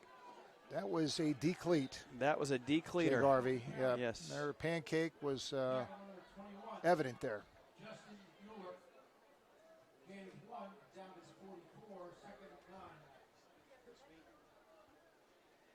2nd and 9 here for the Spartans from the Palmyra 44. Again, you got single coverage here on Avon.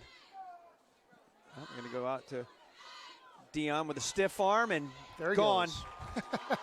No flags on the field. Nope. And you know what? We give a lot of credit to Deion and everything, but one of the things I always say that's unsaid is Avon is a heck of a blocker. He's a great blocker. Stalk block, open that up. But he takes a lot of pride. Last week I watched him, and they called a play, and he started pumping his hands, and I'm like, oh, they're going to throw it to him? No, he just knew he was going to get a chance to put a good block on. Unselfish. Could be a celebration penalty of some sort down there after, but no flag to negate the touchdown. Well, let's hope so. Might have been a personal foul or something. They're going to come over and talk to Coach Boger. Yeah, that's what they've done with Unsportsmanlike. Yeah, just over celebration, I think, probably, or something. Somebody had some extra. Somebody said something. Yeah. Mekhi Flowers still high. You said multiple Division I offers, and that's one of the things they've done is moved him in space, and that's what they did with Dion. It's been normally handoff, and now it's just a quick throw to get him in space, and then he just makes people miss. It's so dangerous. So they're going to go back to giving Josh Parra an opportunity here. 31-7. He's got to get back to 50% here. 1 for 3, I think, tonight on the extra points. Head down, kick through. That one is good. Yep. They are coming off the edge pretty hard for Palmyra. Yeah. But so 32-7. Milton Hershey comes out, rings the bell. Yeah, that's that early part of the third quarter we were talking about. Yep. Palmyra couldn't stop them on downs, didn't force any kind of a punt, and it's another score, and it can get dispiriting, I think, probably, as, you know, if they continue to dominate both sides of the ball. Said the Millers from Cape May. We're getting some texts, people watching, definitely with the fall break, and some of the folks are at home. Say hi to Mr. Mason down at Georgetown University. I know he's watching. Looking forward to going down and seeing him play. Yep. Saturday. Big game against Fordham, I believe, right, tomorrow? Yeah. No, tomorrow is Friday, Coach Zerby. Oh, excuse me, Saturday. Forgetting. Yep. You could see there the offensive huddle. Dion and some of his offensive linemen. Coach Boger coming over, and Danny McKinney. Wife Jamie Zerby and Devin tuned in from New Cumberland tonight, rooting on the Spartans.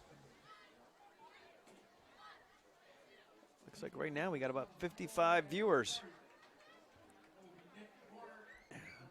Terrell Chadwick getting ready to kick here.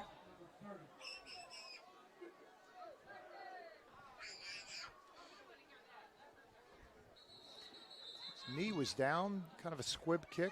So once again, Palmyra, they've been pretty much playing a half a field tonight.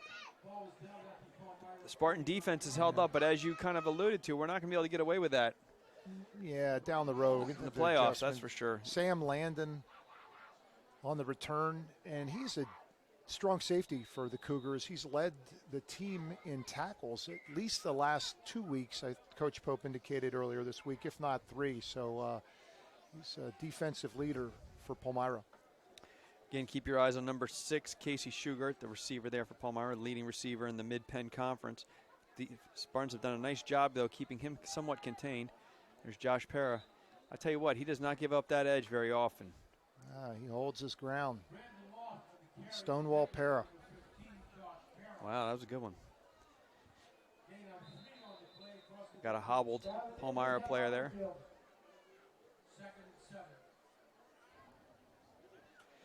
Take another opportunity here to plug the upcoming Fall Family Weekend. Looking forward to seeing a lot of our families come into town. I know myself in particular was hoping that we might have a football game that weekend playoff, but if things go right, the way things are right now, that would probably be a bye week for us. But also a lot of great things going on. I want to send a special invitation to our new sponsors and families. We will be holding on for that Friday seminars for new parent sponsors that hopefully you can come and join us with. Take another look at the Capital Division standings. Spartans up there on top, thanks to that big win last week against Middletown. You see them there with a 3-1 record. Steel High right there at 3-1, who we will play here in 2 weeks. We'll be bringing that to you by live stream, which will be a huge game. And then the rest of the games there you see we've beat all those teams except for Camp Hill, who will be playing next week. So looking forward to a nice run to the end of the season here and then getting ready for playoffs. I know one person in particular it's always a double-edged sword of how far we go into the playoffs for you, Coach. Yeah, we want them to go as far as possible. I mean, we want to. When some of these kids transition to basketball, it's about winning big games in February and March, and plenty of time for that. I mean, these big stage wins like last week are great confidence builders for these young men. Well, Coach is not saying he's got about, I guess, 4, 5, 6 of your basketball players out there on the field right now? Yeah, 6, I think, actually out there. But, I mean, as we always kind of talk about, we're going to work in the fall, but there's not anything in fall basketball that can, that can compare to a big 4th and goal at the Cocoa Bean or winning a big game at Middletown. And as long as they're getting some shots up on the weekend, it's football season, and that's about football. So 3rd and 5 here for Palmyra at the Spartans 46, sorry. Feel we're getting a little bit repetitive, but this is, again, another big down here for Palmyra.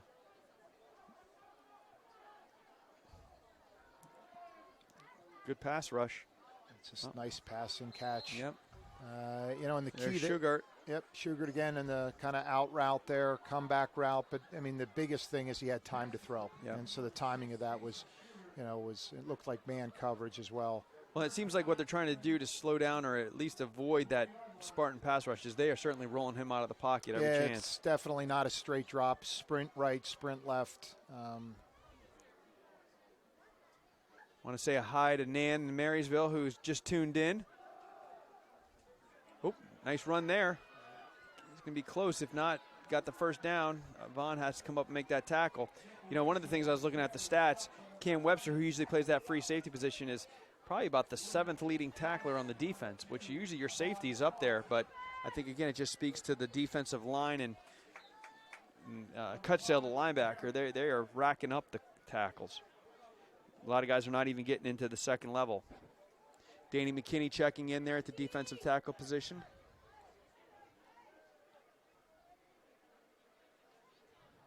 Chain gang seems to be having some issues over there.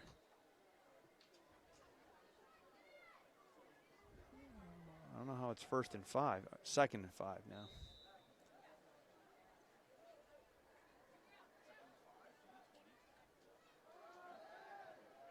Oh. Wow, he just dropped that in right between 2 defenders. He's going to get another first down. Palmyra answering here. Finally getting something going with the passing game. Well, they've been able to move the ball and move the chains. And so they're just inside the 10. So it's going to be 1st and goal for Palmyra here. Nice strong run there, gain of 6. Again, that's Nick Walesa. He hits the hole so fast. He has been impressive.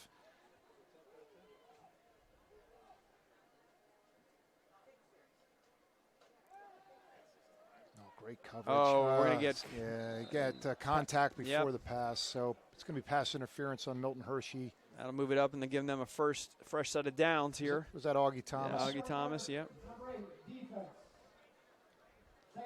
Almost looked like he might have just lost his footing and fell into him. Yeah, he did. I think he was kind of looking at the quarterback and got jammed up a little bit. It was certainly inadvertent, but it was contact before the catch.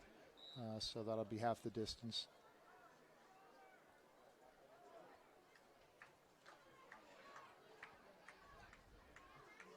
Still 2nd down. I would have thought they would have given him a 1st down. They haven't changed it yet. It is 1st down. Yep. Have not changed the post. Oh, and he's going to get in. Yep. So Palmyra answers. Yep. And again, hitting the downhill, low shoulders. They're going to go for 2 here, it looks like. Years coaching football, that used to be one of the things to try to get tailbacks and fullbacks and not to hesitate, just to go. Hit that point of attack and eyes forward, and young man's doing a nice job. Palmyra's going to try and go for 2 here, cut the lead. Right now it's 32-13. Try and bring it into a 3-score gap. Got trips right.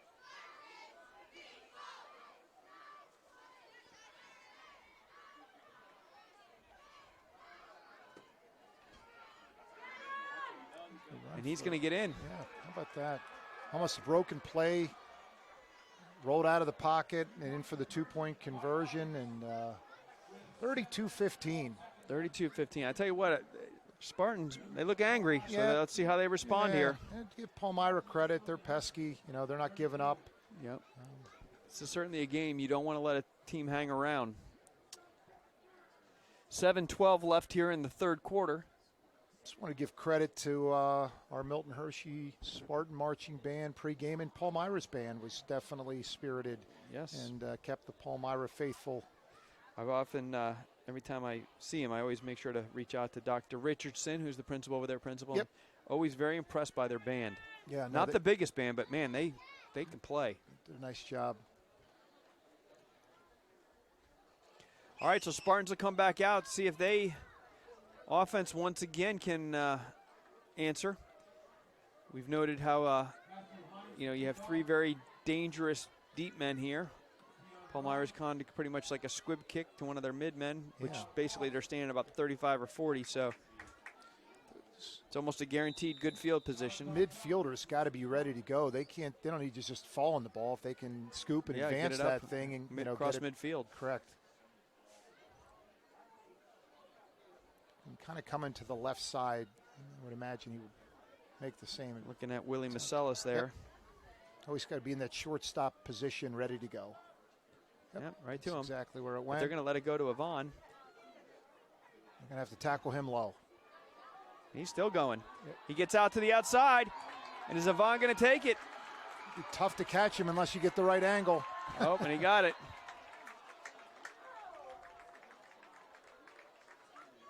Big return. Yeah, we just talked about that, Those guys have got to be ready even if they're not deep. And in that case, it was a kind of a high hop. He let it go past Willie, and Yvonne took that. And looks like Yvonne's going to come and check out for a nap. Yep. 6'5" in space. He's tough to bring down. He needs a little breather. He's earned it. His brother Naeem playing for Kutztown University. Yeah, and saw him last week. Yep. Looked really good. Seems to be doing really well.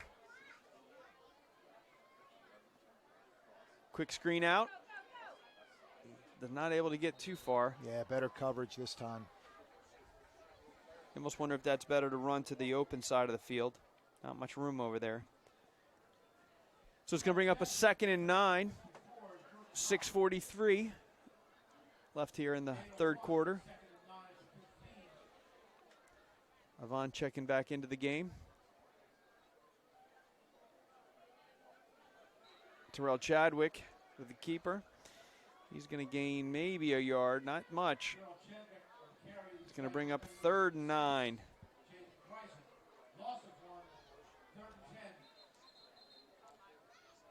Third and 9. Do you look at the corners with the right, maybe right corner Von Cross or to Josh Para and just kind of jump ball, throw it to the corner of the end zone? Officials call a timeout. Chain gang seems to be having some issues tonight. I wonder if it's due to the absence of one Dr. Gary Perlikowski. He's at one of those Civil War reenactments, I think, tonight. So, yeah, I would say he's actually down. Oh! Malachi Thomas had it in his hands and then out and then back in. He was wide open. Malachi, nice throw. Learning. Very nice throw. Yeah, nice job. And actually, it was almost like the fake to the corners. Both Yvonne and Josh Para took their guys to the corner, left the middle of the field open for Malachi, and he just missed it. You almost wonder if you want to just run that again. He was so wide open. Yeah. And judging by Malachi's body language there, I don't think he's getting another chance. He's like, oh. He'll learn from that one. Nope, they're going to go to the other side. And Josh Para, and he cannot hold on. Palmyra takes over on downs. Wow. That's a little momentum shift for the Cougars. So this is something you got to keep an eye on. Palmyra got a little jolt of energy here. They're playing a little bit more excited than we are right now.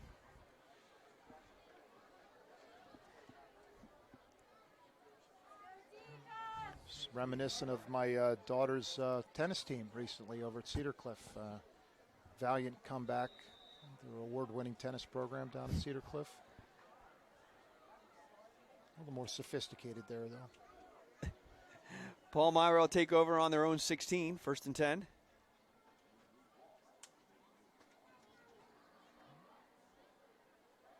Inside handoff. Tell you what, Palmyra Lions getting a surge now. They moved that about 8 yards. Yep, the Cougars were, they got a little momentum now. They turned over on downs and. Another inside handoff. Clemente Ojanak is there, and Josh. Going to bring up a 3rd and 1. This is where they seem to be subbing in Dan McKinney, these short yardage. Give him a little bit more beef there in the middle.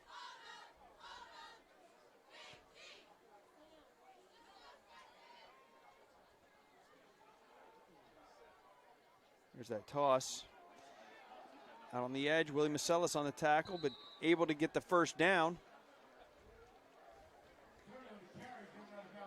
New fresh set of downs for the Palmyra Cougars. 5 minutes left here in the third quarter.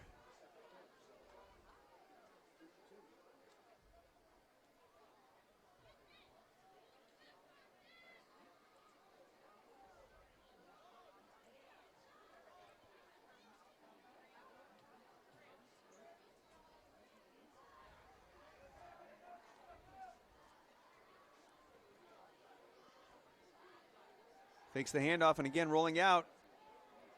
Sugart on the catch. He's going to be close to a first down.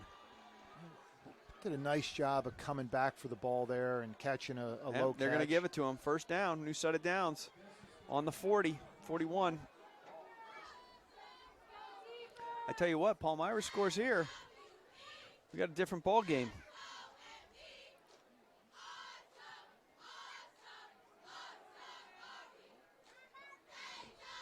Spartan defense does a nice job there. Isaiah Morales.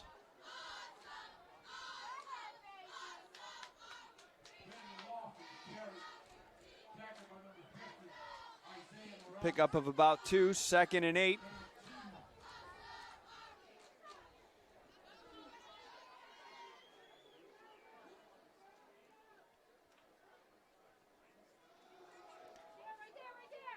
Isaiah Morales in the backfield.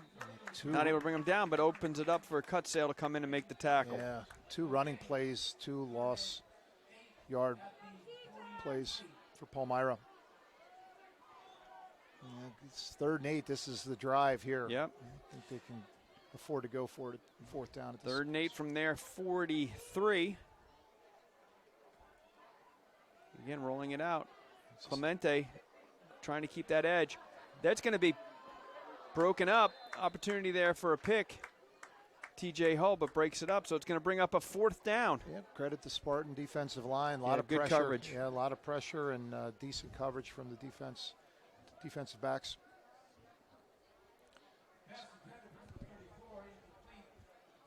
Let's see what Coach Pope does here. It looks like he's going to go for it.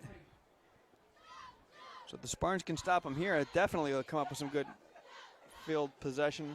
Although I don't know. It looks like they might be bringing in the putting unit. I think now. they are going to punt, Jay. Malachi Thomas, freshman, back to receive for the Spartans. Although I don't know. Does not appear to be. They just brought in a different quarterback. Okay. Maybe a pooch punt situation here.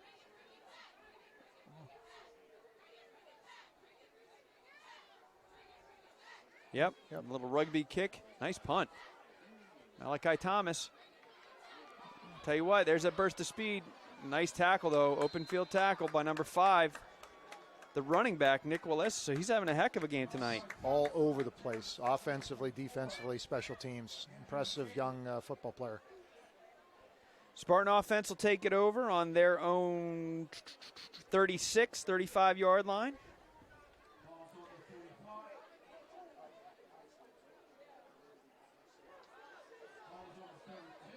.324 left here in the third period.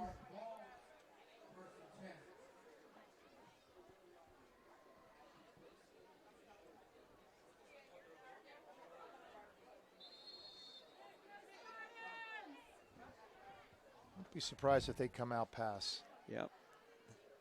Malachi Thomas on the, no, going to keep her. Palmyra does a nice job, though. Well defended. Yep, and he's going to get a gain of about 1, maybe 2. About 3 minutes left in the third quarter. Clock continues to run.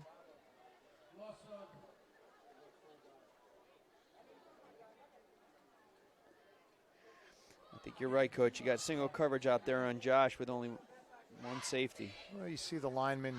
Malachi Thomas on the sweep. Does a nice job getting to the edge. And he is still gone. Gets the first down, though, up here, so.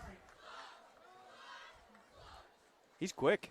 Oh, no, he's still not happy about dropping that touchdown pass. No. So whether it was the punt return or whether it was that, the thing about a guy like Malachi, you're always going to get his best effort.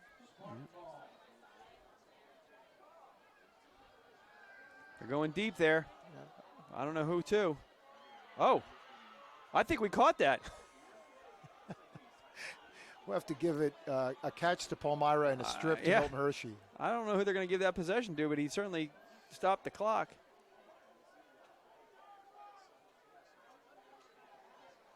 I think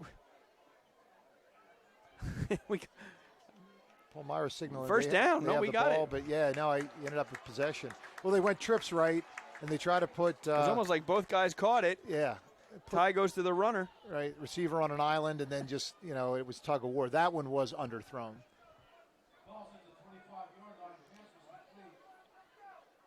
Oh, fakes it to Dion. I tell you what, right there you saw how Dion's just as dangerous without the ball. Yeah, I mean they crashed in on him, opening up lanes for Tajiri. In high school and even in college and pro, you see sometimes like that half-hearted fake where it doesn't really fake anybody. These guys are really, he's rolling his shoulders on the mesh, and and it's a read play that I think Coach Boger was called 20 read, and it just becomes like an X. But if you have a running quarterback like Tajiri who's that dangerous in space, boy, that makes it tough to stop.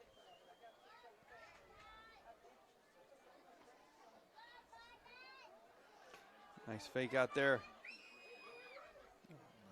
Good tackle. Oh. I think they're going to call Palmyra for a late hit, but that seemed a little unnecessary roughness maybe. Yeah. I don't know. Some of those guys on that sideline had to be a little careful though too. Saw some helmets coming off and John and looked like he had a first down there, so we're going to see what happens here. He'll have one after the penalty.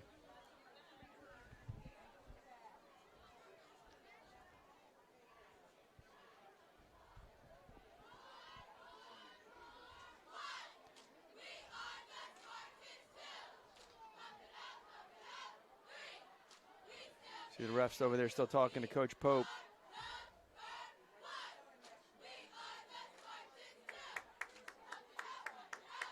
That's going to move the chains. After playing over, personal foul on the defense. Ball be spotted half minutes to the ball, first down. So it's going to be first or inside the 10. So it'll be a first and goal here for the Spartans from about the 7.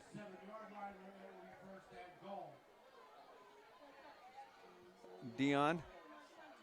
He gets in. Man. Tell you what, that's hard to stop. He's so low to the ground and so shifty. I mean, he is just having an incredible season. Only a sophomore, folks. I mean, like last year you thought, is this kid going to be good? He certainly looks pretty good. And then this year he's gotten stronger and bigger, too. Played basketball, was involved in the spring baseball, and then went back to New Jersey and worked on strength training and track. He's like not too many sports we have left. All right, Josh Parra once again. Oh, it's like a wedge shot. That was short. Was short. Yeah, with the size 15, he should never be short, I don't think. But, again, pressure coming in off the edge for Palmyra. 38-15 Spartans.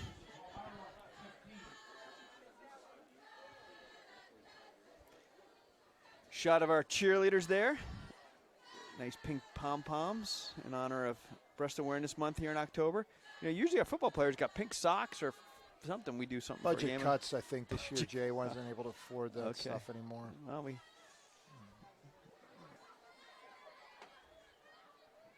the ladies always doing such a nice job.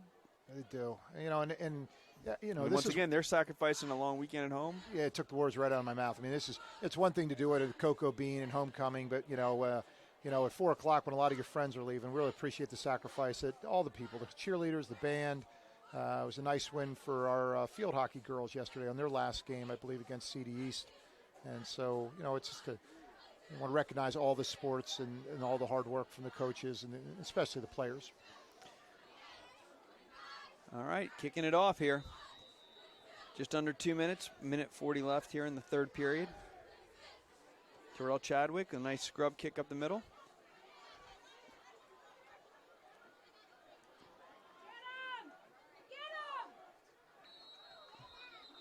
Courage Moore on the tackle.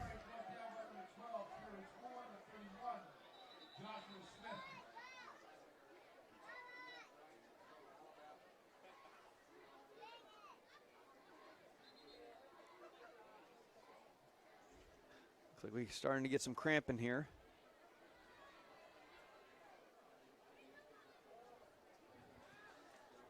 See the score there, 38-15. Minute 32 left here in the third quarter.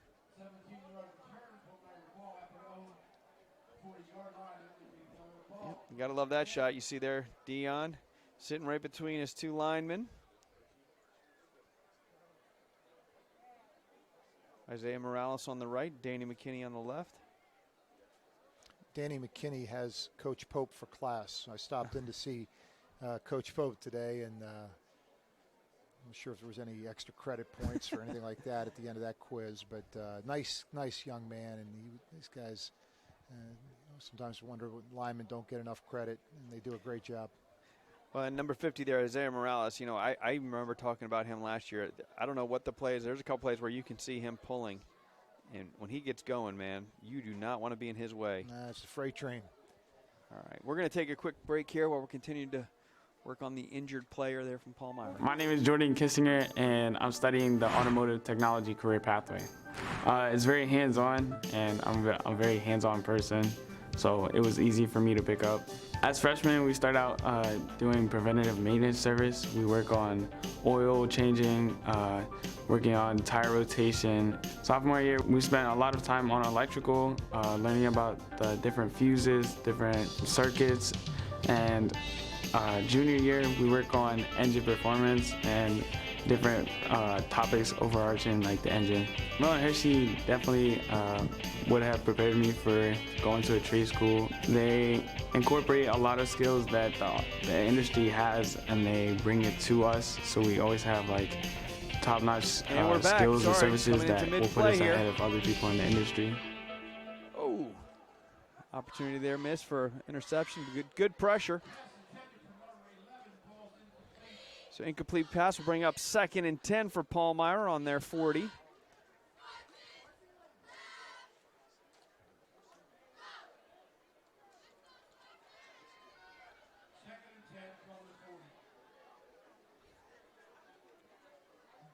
Stevie Lyons is so accurate when he has time to throw, but when he's getting chased, even on that sprint out game, it's the timing, and it just makes that like could have been intercepted. 2nd and 10.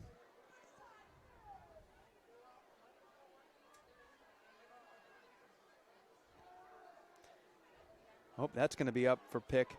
I don't know. That could have been a flag. I saw a little grabbing going on there. I know Mike Weller saw it too.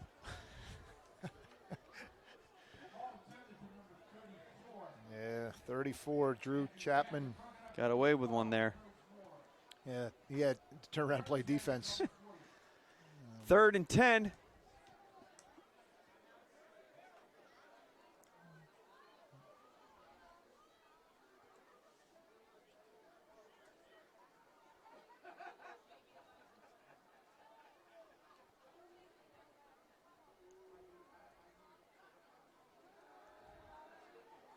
Good pressure. Cutsail with a big sack. The Spartans know, he's going to start rolling now, so they're going to be prepared for that. That's a huge loss. Takes it back about 20 yards. It's going to bring up a long 4th down, so it looks like Palmyra will come on and punt. Great defensive effort. Malachi Thomas. Yeah, we had a bunch of guys there. Yeah, if he can, he's on at the 40-yard line. I mean, if he can end up getting a decent return.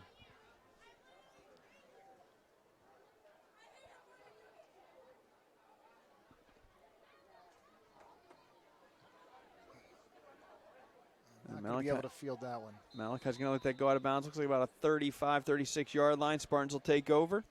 Just about 28 seconds left here in the third quarter.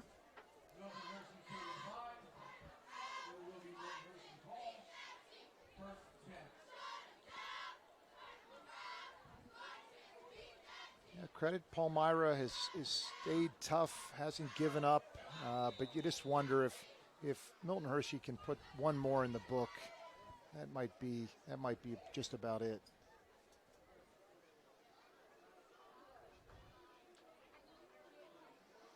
Well, they're certainly not taking the foot off the pedal. You still have your offense starting line out there, quick out there. Jermaine Quarles. Yep. Split end screen. And, picks up a good 6-7 yards there.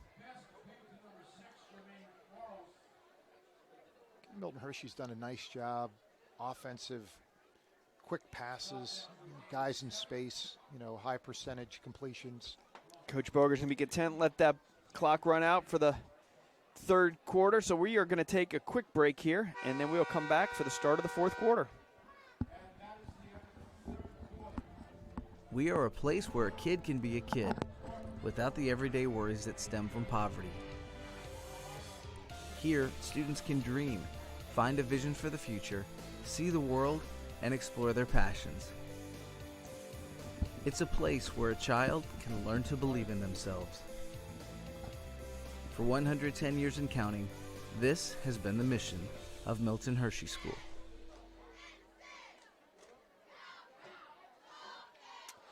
All right, well, welcome back. Start of the fourth quarter. Spartans 38, Palmyra Cougars 15.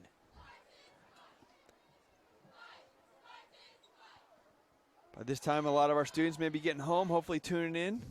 We're up to 63 viewers live. I know a lot of folks go back and watch it. A lot of the players go back and watch the live stream. We will bring you live stream for our last game of the season 2 weeks from now, Steel High. Next week we are away at Camp Hill, but we'll be back in 2 weeks for Camp Hill. And then, Coach, things keep going well. We should have a home playoff game. That's definitely the plan nice at this point. Keeper. Nice keeper and nice blocks. The chain gang is active tonight, moving those chains.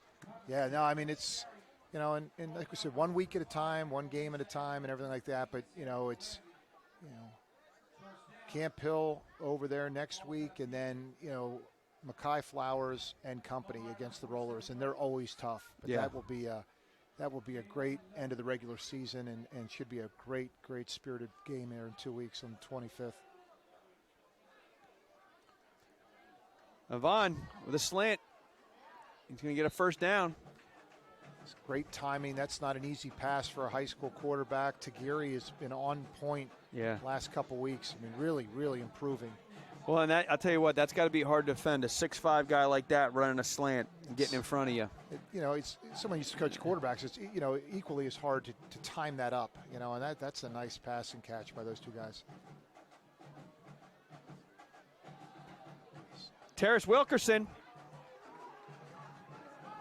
He's still going. It's those mandarin oranges, I think, Jay. I mean, he won't be denied. Healthy snacks paying off down there, but yeah. No Reese's Cups for him. Nope. Great catch by the freshman. Yeah, and he was wide open. Yep, went up and got that. I mean, this is just great to see these freshmen get this kind of experience and know they'll be in the program for 3 years. Excited about this young man's future and a great student in the classroom as well.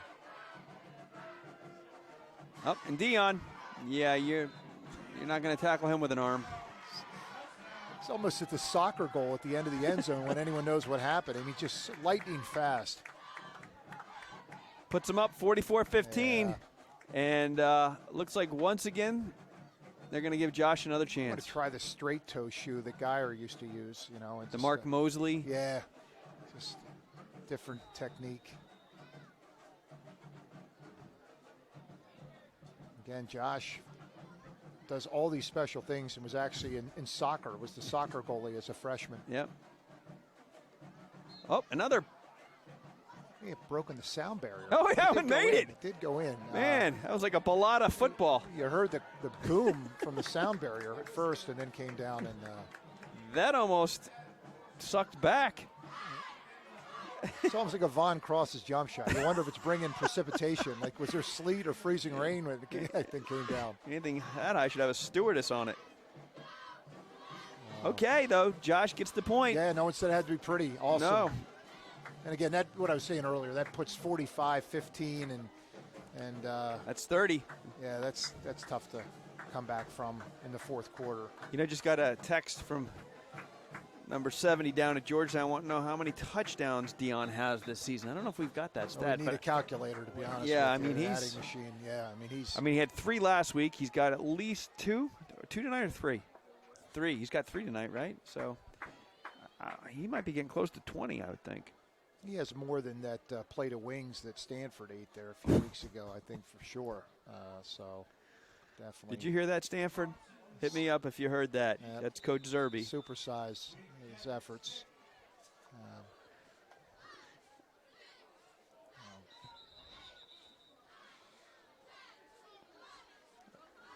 Exactly sure why we need to squib kick that up 30 points, but we're working on that. So we want to certainly make a special shout out to our new crack camera woman.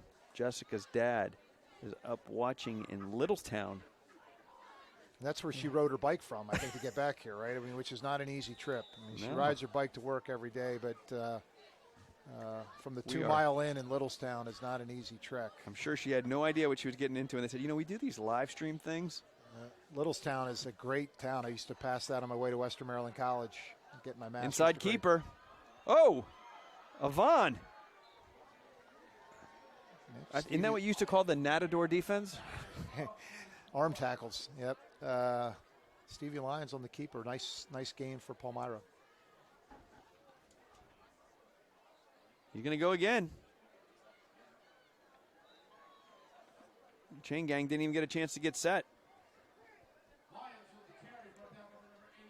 It's going to bring up a 2nd and 3.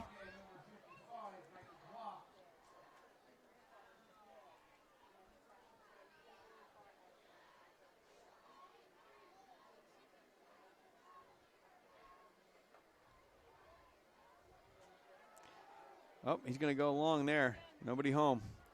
Just overthrown there a little bit, but some of the things you like to see in high school football is, you know, it's 45 to 15, and you know, I mean, there's just so many guys that would hang their head or start to, you know, blame one another. I mean, I give Coach Pope and Palmyra a lot of credit. I mean, these kids are coming after it. You know, they're realize that it's probably not going to be a victory tonight, but they're going to come out here and battle right to the end of the game, and I think give those guys a lot of credit.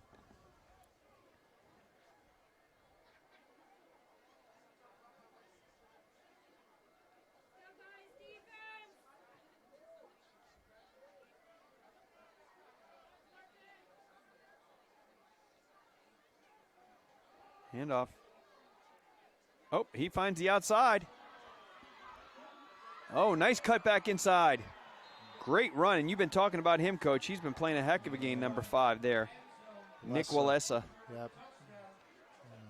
That's what I was talking about. I mean, just you know, not giving up. Nothing haphazard. Kids are grinding it out. They're going to keep playing, you know, spirited, and paid off for that young man right there. And some good offensive line blocking there for him to be able to bounce that out. Very patient in their run. Looks like Palmyra's going to go for 2.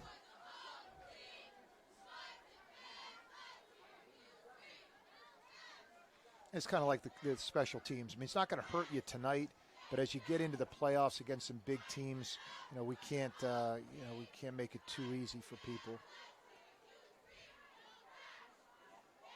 Oh, big tackle. Cut sail coming across. Cut sail comes at him. So they are not able to convert. Keeps the score at 45-21. Spartans.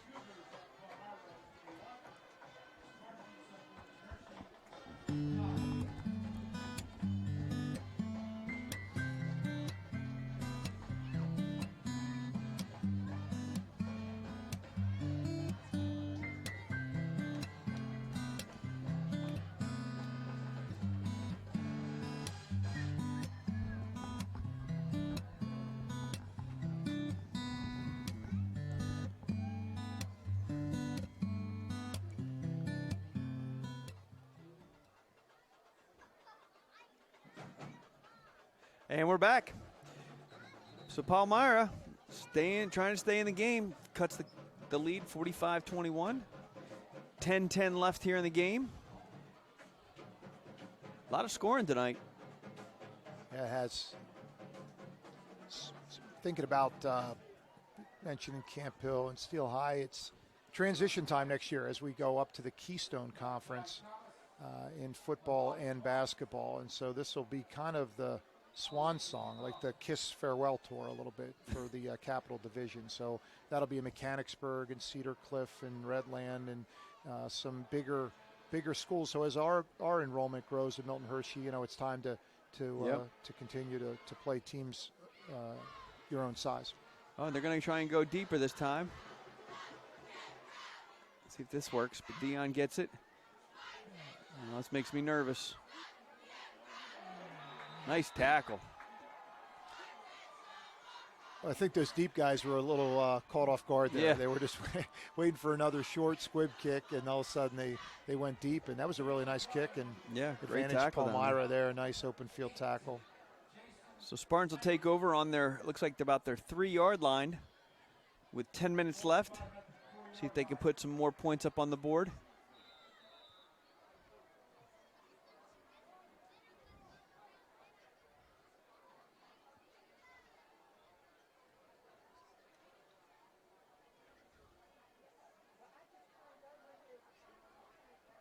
Oh, too many guys in motion there.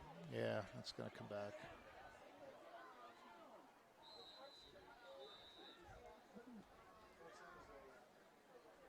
Legal shift on the offense. Half the distance to the goal. So we're going to start over again with first down. Cut it, take it back to about the 2-yard line. That penalty is declined. But penalties decline. Hopefully you heard that. So they're going to take the result of the play. So they actually going to be second down. Still lost a couple yards there.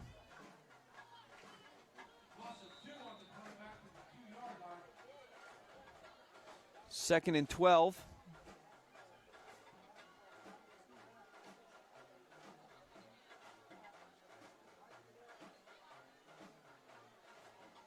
Inside handoff.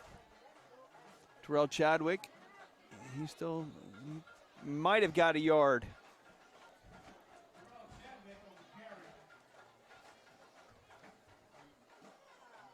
A little update here. Astros top of the 6th, 4-1.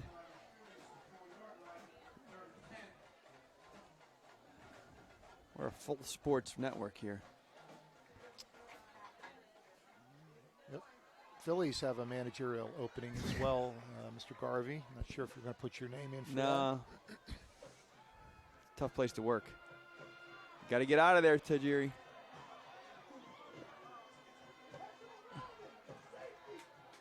Someone's calling for intentional grounding and safety. They're not going to get it. He had a receiver. Yep. Within about a quarter mile there, I think. Short. But, yeah, so now Parra's going to have to, this is as close to his soccer career he's had now in 4 years in front of the soccer goal. So it's just going to be like old times, I think, for JP. But he's going to have to get this one off in a hurry. They've had pretty good pressure. Oh, we got a flag, too. Man, he's getting some air under it. Oh, and it hits the long snapper, Jose Mendez Montero, in the head. So let's see who this is on. I think, was he within that kind of halo role? Maybe he was within they threw one back down here by the line of scrimmage. So it might have been 2 fouls.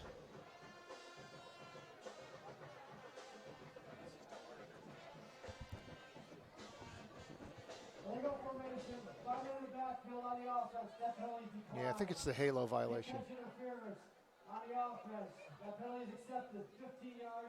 Oof. That's going to take it down to about the 24-yard line.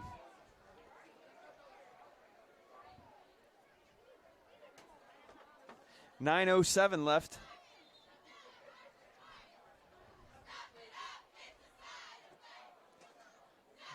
.45-21, 9 minutes.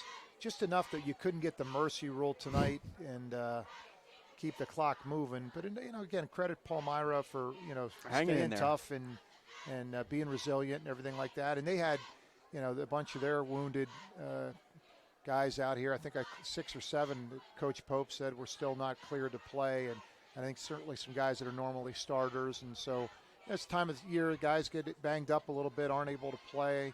Could have changed their outcome a little bit as well.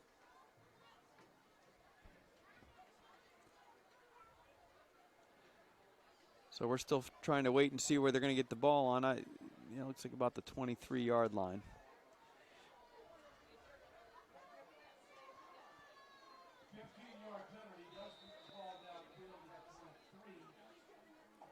And you see at the far side again that number 6, Casey Schugert, mid-pen receiving leader for a reason. They're going on the ground this time. Yeah, there's that read option. Quarterback keeps it, and that'll keep the clock running. Gain of about 8. 2nd and 2 for Palmyra in the red zone. Just missed the tackle in the backfield, and I tell you where, here he is again. Nick Walesa, he's running hard. Junior at Palmyra, and he's down. They're going to have a 1st and goal from, looks like, about the 3. Spartans are having a hard time getting all their players at the field. Coach has to call a timeout. Yeah, I mean, Palmyra's going hurry up and trying to punch one in here quickly.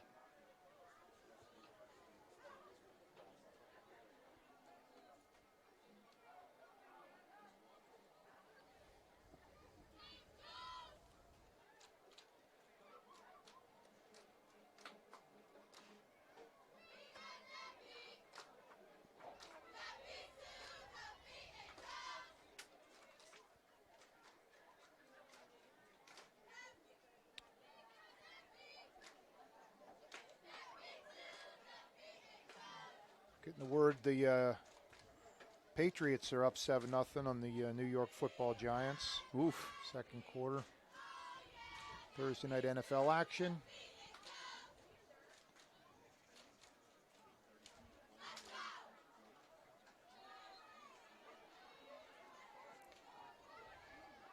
Okay, we're back. Palmyra 1st and goal from the Spartans' 4-yard line.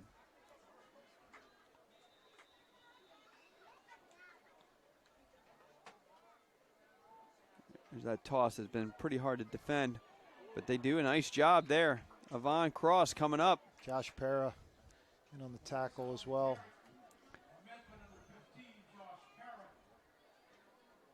Gain of maybe 1, 2nd and 2.5. Yep.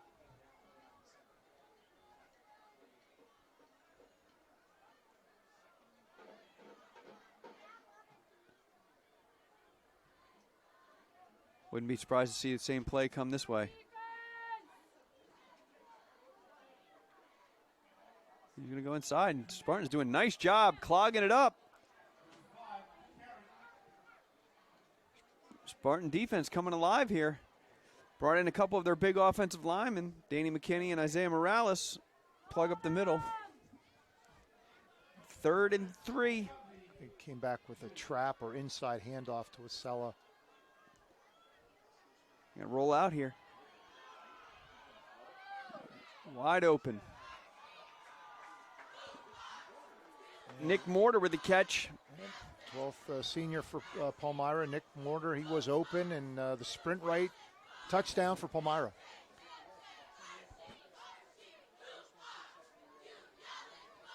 Palmyra again looking to elect to go for 2. Right now scores 45-27, looking for the opportunity to pull it to 45-29. Yeah, well, we were talking about not giving up and being resilient. And well, what it does, too, is it also that would cut it to a 2-score. Yeah, it's about respect, you know, staying. We're going to play this thing till the clock hits 0. Got trips left here. And incomplete. Good coverage there by Auggie Thomas. Yeah, right on his back hip, where you want that defensive back to be. Good coverage by the Spartans.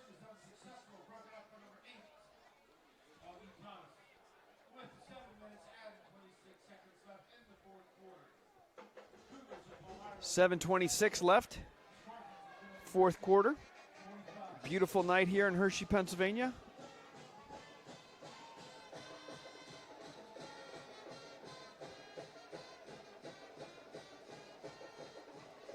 North Carolina 6, Syracuse nothing in the 2nd quarter. College football, pro football, high school football. I mean, what's baseball? Yep, a lot going on this time of the year.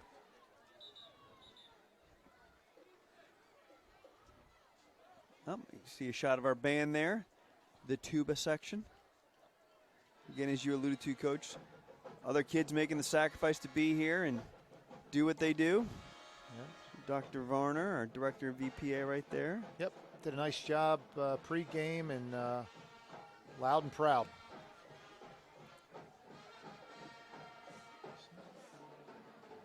If Milton Hershey scores again, that'll put him up in the 50s. And you just don't see that. I mean, that happened a couple weeks ago against Trinity. It's a 59-14 in that game that we did. I mean, that's just, it's difficult to put that many points on football in general, certainly in a game like this. Yep. So let's go back and see what they do here. They're going to kick it deep again or squib? Nope. They're going to try an onside kick. And guess what? Went out of bounds.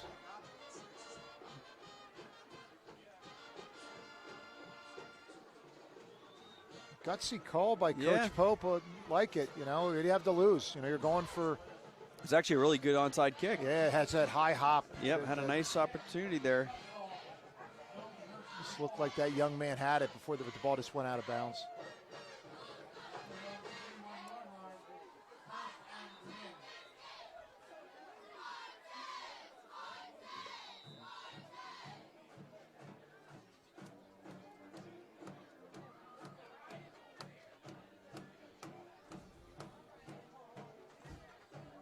All right, Spartan offense.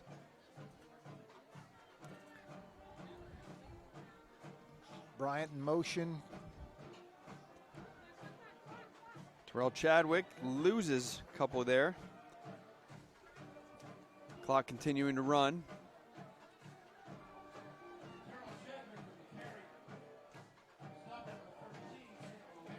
Nice to see Milton Hershey be able to kind of sustain a drive, chew up the clock a little bit.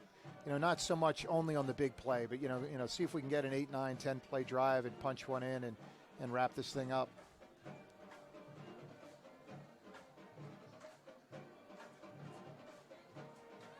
It's, there goes 20 Dion. Reed, yeah, nice run, but gain of about 5.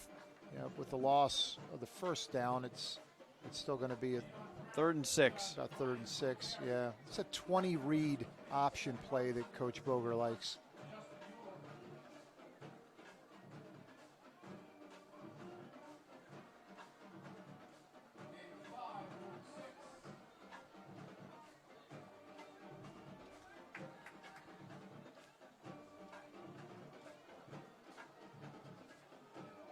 Wow. He is special. Oh, boy. That's impressive. Yeah, you need a big 3rd down play. You know who That's to dial 15 up. yards there in a flash. Yeah. I mean, he's by you before you even know. You know, in talking to Coach Pope earlier, I mean, you know, what do you do at practice to simulate that? I mean, you know, you can take your fastest guy. You can use. I mean, it's not really a whole lot you can do to prepare for that. Well, you can stop him there. Yep, stopped it out there. He wanted to shout out for our cross-country team. They were out working again earlier today, getting ready as they're getting into the district and state meets. Share the locker room area with those guys in the fall, and they come out and work really hard. And again, a lot of those guys are staying to run this weekend, so we wish them all the best. 2nd and 11 for the Spartans. Like the edges.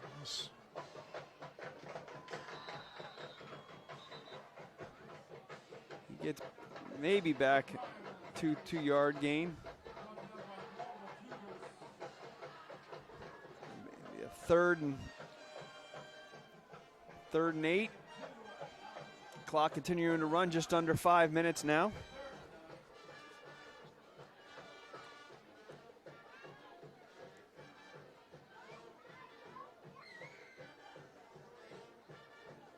Spartans certainly taking their time in between plays, which is something that we saw them doing last week, which was very beneficial. Yep.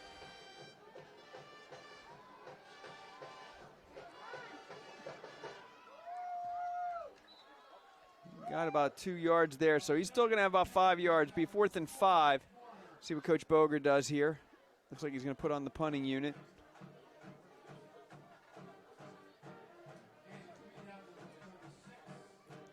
Yeah, Josh Para is back to punt. Let's see if he can Try to pin it in the corner. Punt one of those Himalayan punts. Oh, Coach Boger's going to take a timeout. Obviously didn't like what he saw there. I actually thought he might go for it here. And maybe that's what he's starting to think. You know. Keep the clock running, maybe. Yeah, I mean, mostly if not necessarily to back, run up the score, but as much just to keep the clock going. You're and not going to keep relocate possession. the line of scrimmage that much. I mean, if you've got multiple weapons, you know, is it worth trying to take a shot, possess the ball, and essentially probably wrap up the game?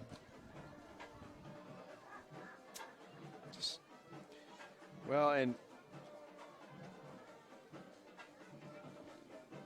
you know, you almost don't think that they're going to expose or show off what a fake punt would look like for them here. I don't think so. Not with the score the way it is, but, you know, I don't think it's Josh's specialty to kind of just kick it off the side and into the corner. But we'll see what happens. Well, we're going to jump off sides. Ball start, offense, 5-yard penalty, first down. Gives Josh a little bit more room to work with. Actually might not be a bad thing for him. He is still a little recovering from that knee injury. He hasn't been quite 100%, but that might be a good one. Yeah. Yep. Nice job by Josh Para. That's something he practices a ton of, but he's trying not to put that in the end zone. He went out of bounds at the 13, so nice punt there, Josh. Yep.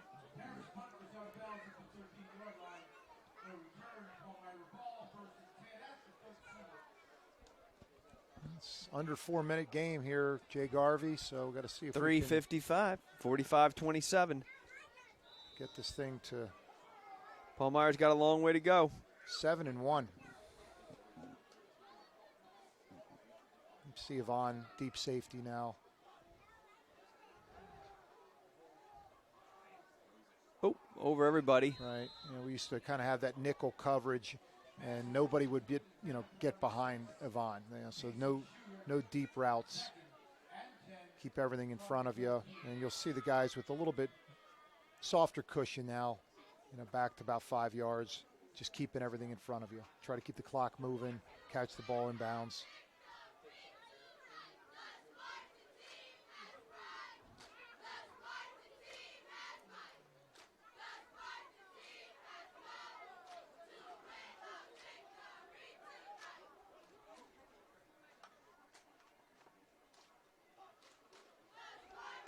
Roll out, cut sail. Oh, misses.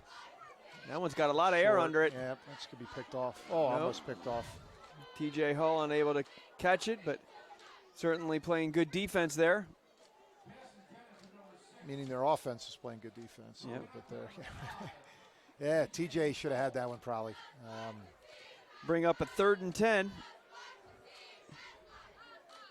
And again, cut sail. The pressure by our defense has been one of the major difference makers. You're running 7-on-7 and you're doing stuff and the timing of the routes and everything looks great. And but then you're going against duress and under resistance and changes everything. 4 receiver set for Palmyra. Again, nice job. Oh! High hands. Blocked pass. Yep. Prince. Now they're going to have to punt. Sakpo. Knockdown pass. Very nice job. Usually an offensive line, but getting some time tonight. See that Clemente's been out here for the second half. He's been nursing kind of like a little bit of a bum ankle.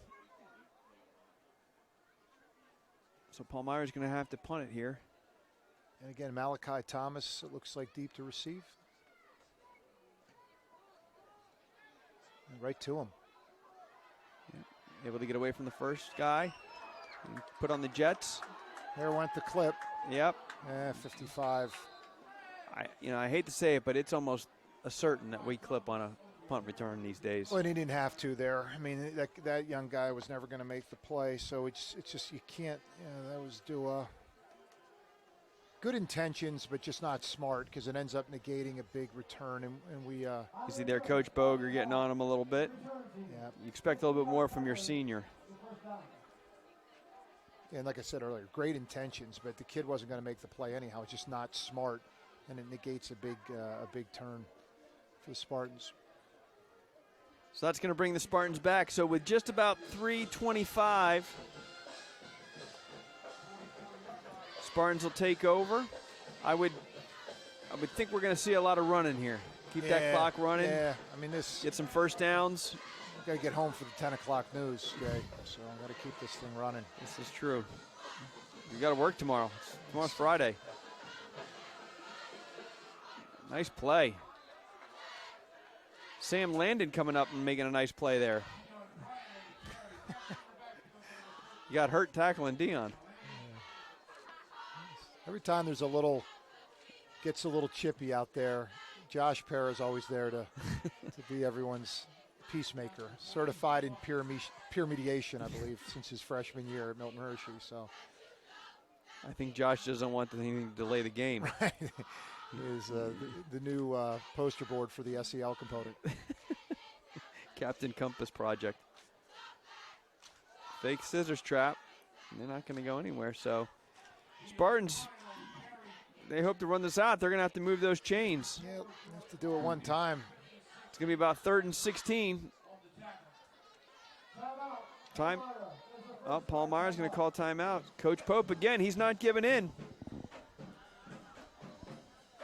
That's what we mentioned earlier. I mean, he has been enticed and encouraged to come to Milton Hershey and coach football, and I think he would enjoy that. He loves the kids. He's an outstanding teacher, but he's also got a fierce loyalty to the Palmyra Cougars, and he has for 23 years. So as an assistant and as a head coach, and the players seem to really love him, and he's had some really, really good teams over there over the years. And so credit to Chris and his staff. And honestly, one of the nicest guys in terms of a colleague I've had to work with here at the school. Great sense of humor, and just does a great job as a teacher at Milton Hershey and as a coach at Palmyra. All right, let's get this thing running. Spartans need a first down here to get the clock running. Palmyra still has 2 timeouts. Oh, and we got a pick. Uh-oh.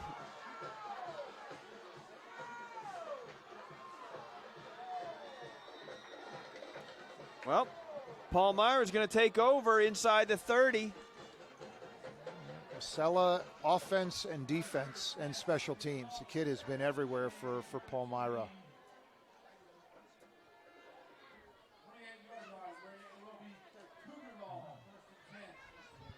Short break for the defense. Back out in the field here.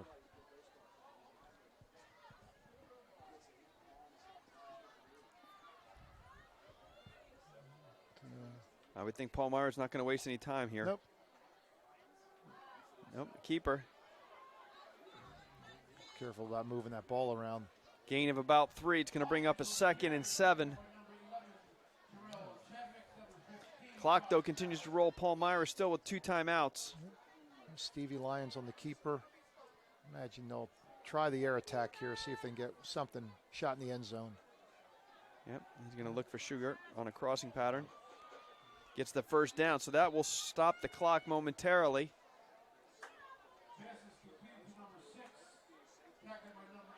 .148.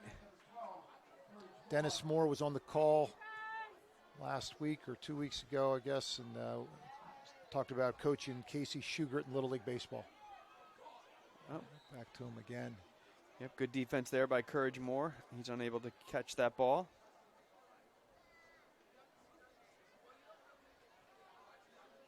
So we're going to look at a 2nd and 10 here.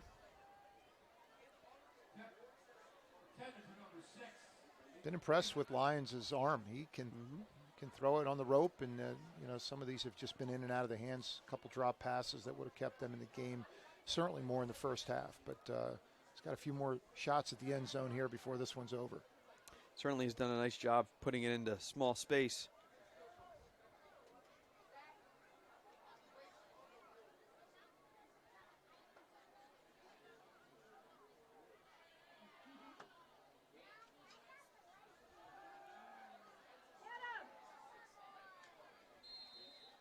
Like little miscommunication there on the route. This is going to bring up 3rd and 10, minute 31 left.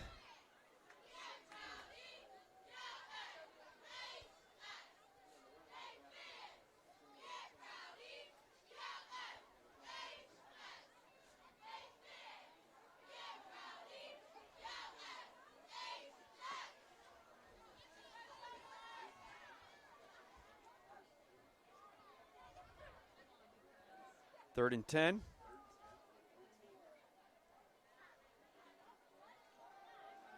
And looking, over the hands.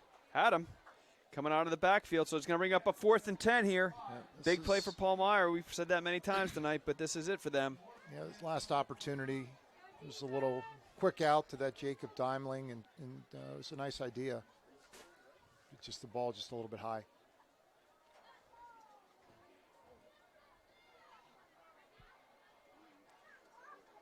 They're going to go for a field goal here. Guess to try and pull it within 2 scores. I mean, right now it is a 3-score game, so. Maybe to cover the spread.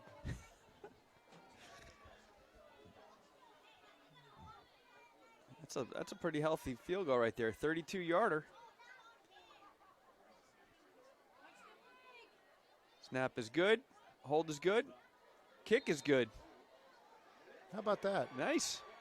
So, all that does is pull it into a 15-point game. 2 scores. Minute 27. Try that onside kick again, do you think? Heck yeah. Get that hands team out there. Used to be Oscar, onside kick return. Ooh. Oscar.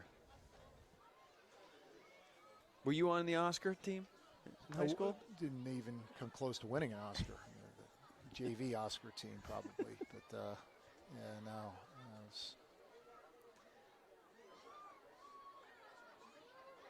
Solely on defense, Mr. Garvey.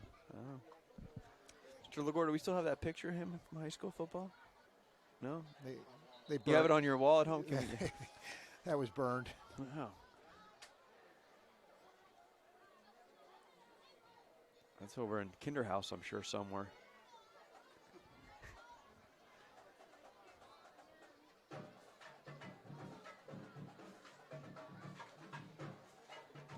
So everybody's moved up, shortstop position, ready Yep. for the high hop. If you don't like it. Yeah, it looks like we got TJ Hall, Jermaine Quarles, and trying to see who else we got there. Oh, Courage Moore. Malachi, yep. Malachi and Avon, and then back deep, you got Terrace and Dion. Ooh, a little pooch kick. Out of bounds. So with minute 27, I think this is pretty much one we can put in the books.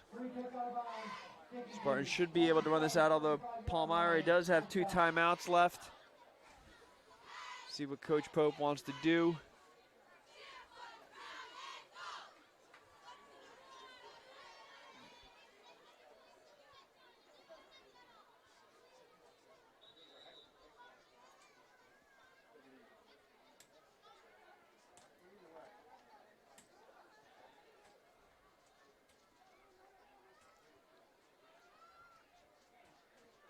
Spartans are going to come out. I guess it's still a little too early to go into victory formation.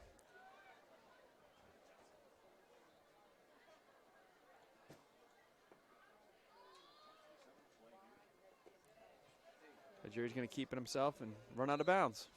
Yeah, I'll try to stay in bounds probably.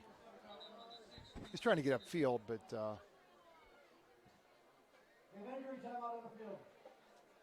we have an injury.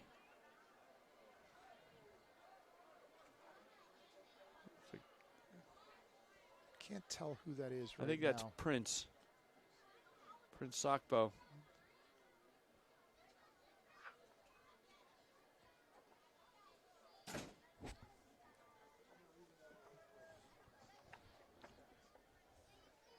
I'm going to take a quick break.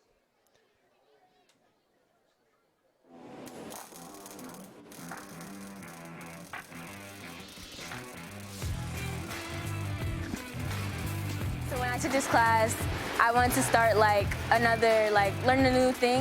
And so it's pretty fun. You get to do things that you've never done before. We have 6 welding booths here, so every student can get behind a welder and what we call burn wire or burn rods, and getting comfortable and familiar with the machinery. Yes, welding is new to Milton Hershey, so we want to make sure we get off to a good start, and so far we are. I tell you, there is not enough welders out in the industry today. They are so short-handed. Welders make good money. There's plenty of jobs available of all different types of welding, so a good place to get started is right here.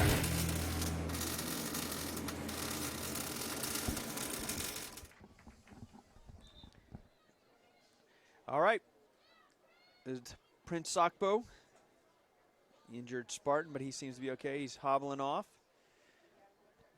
So it'll be 2nd and 7 for the Spartans, minute 21.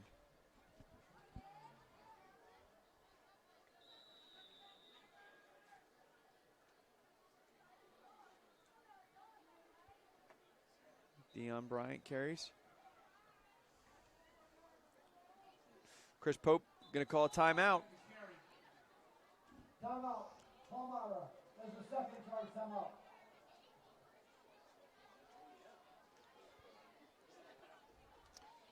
Minute 9 left. 3rd down. It ain't over till it's over. Right. Just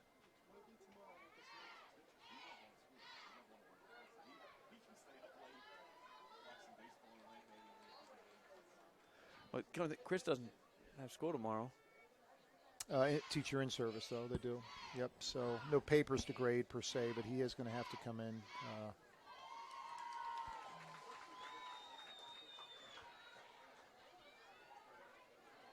I think Palmyra, one timeout remaining, Jay? Yes.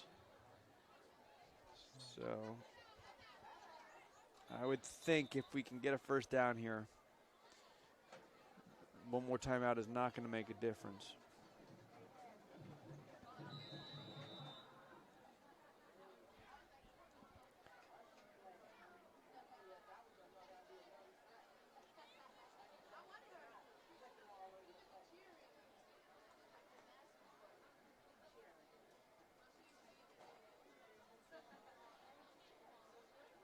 Deion plows ahead for 2, so it's going to bring up a 4th and 5. Coach Pope does call another timeout.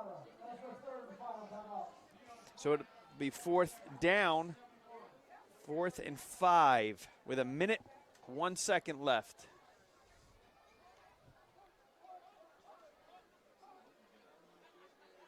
Punt team will come on here for the Spartans. He can boot one deep and wrap this thing up.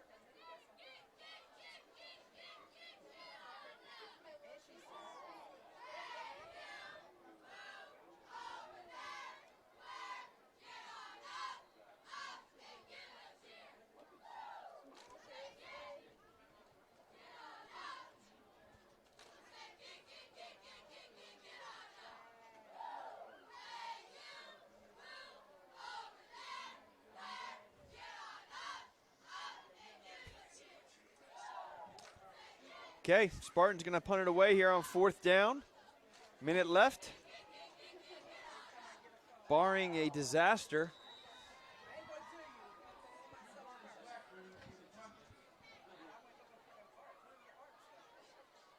Josh Pope gets the punt. It was nice a and low high. snap, and that caused him to.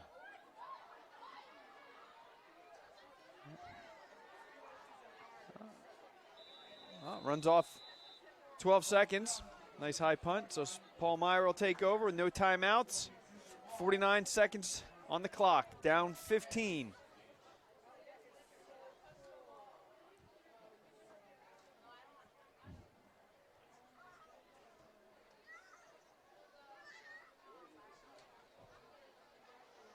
In the words of Bluto from Animal House, it ain't over until we say it's over.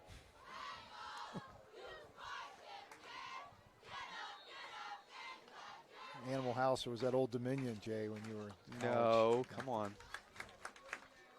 Some people refer to it as the Princeton of the South. Clemente Ojanaka registers a sack. Back in the game, making an impact again. Clock runs. Clock is running. They're going to get maybe one. And get the call played quickly enough. Down to 25. Here comes the home run shot. He completes it. And that will stop the clock momentarily to get the ball up. See if they try and spike it, because they did get a first down, 13.9 seconds, and they are going to Burns 2 seconds, so they still have 11 seconds.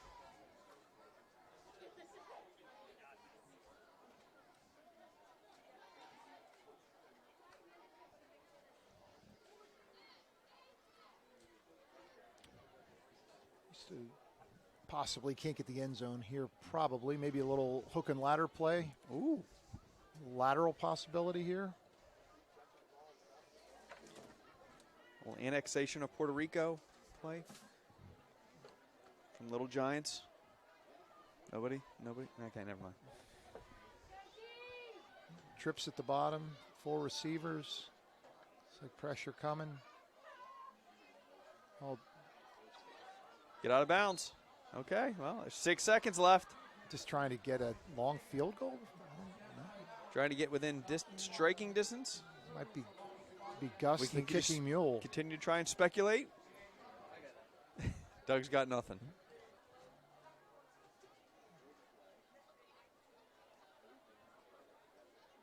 Now, once in a while, they would do something like that to set up a split end pass, but I can't imagine that would be the call at this point. But so 6 seconds left.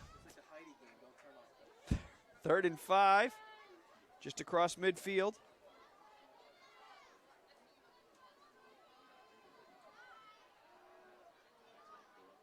Malachi Thomas with the strip sack. And that's it, folks. That is it. 7-1 Spartans. Impressive win against Palmyra. And heading in these last 2 weeks, Coach. That's right. Big game next week. All games at this point of the year are big. Play Camp Hill. We'll be down there. And we'll be back here for the last regular season game against a very good Steel High team. So tune in 2 weeks from tomorrow night. Almost said tonight, but 2 weeks from tomorrow night. And then we'll see what fate has us with the playoffs. Hopefully we'll have a home game that we can bring you as well. Good working with you, Jay Garvey, as always. All right, sir. For Coach Mark Zerby, myself, Jess and Doug from the communications teams, we thank you for tuning in tonight, and we will see you in 2 weeks. Good night, folks.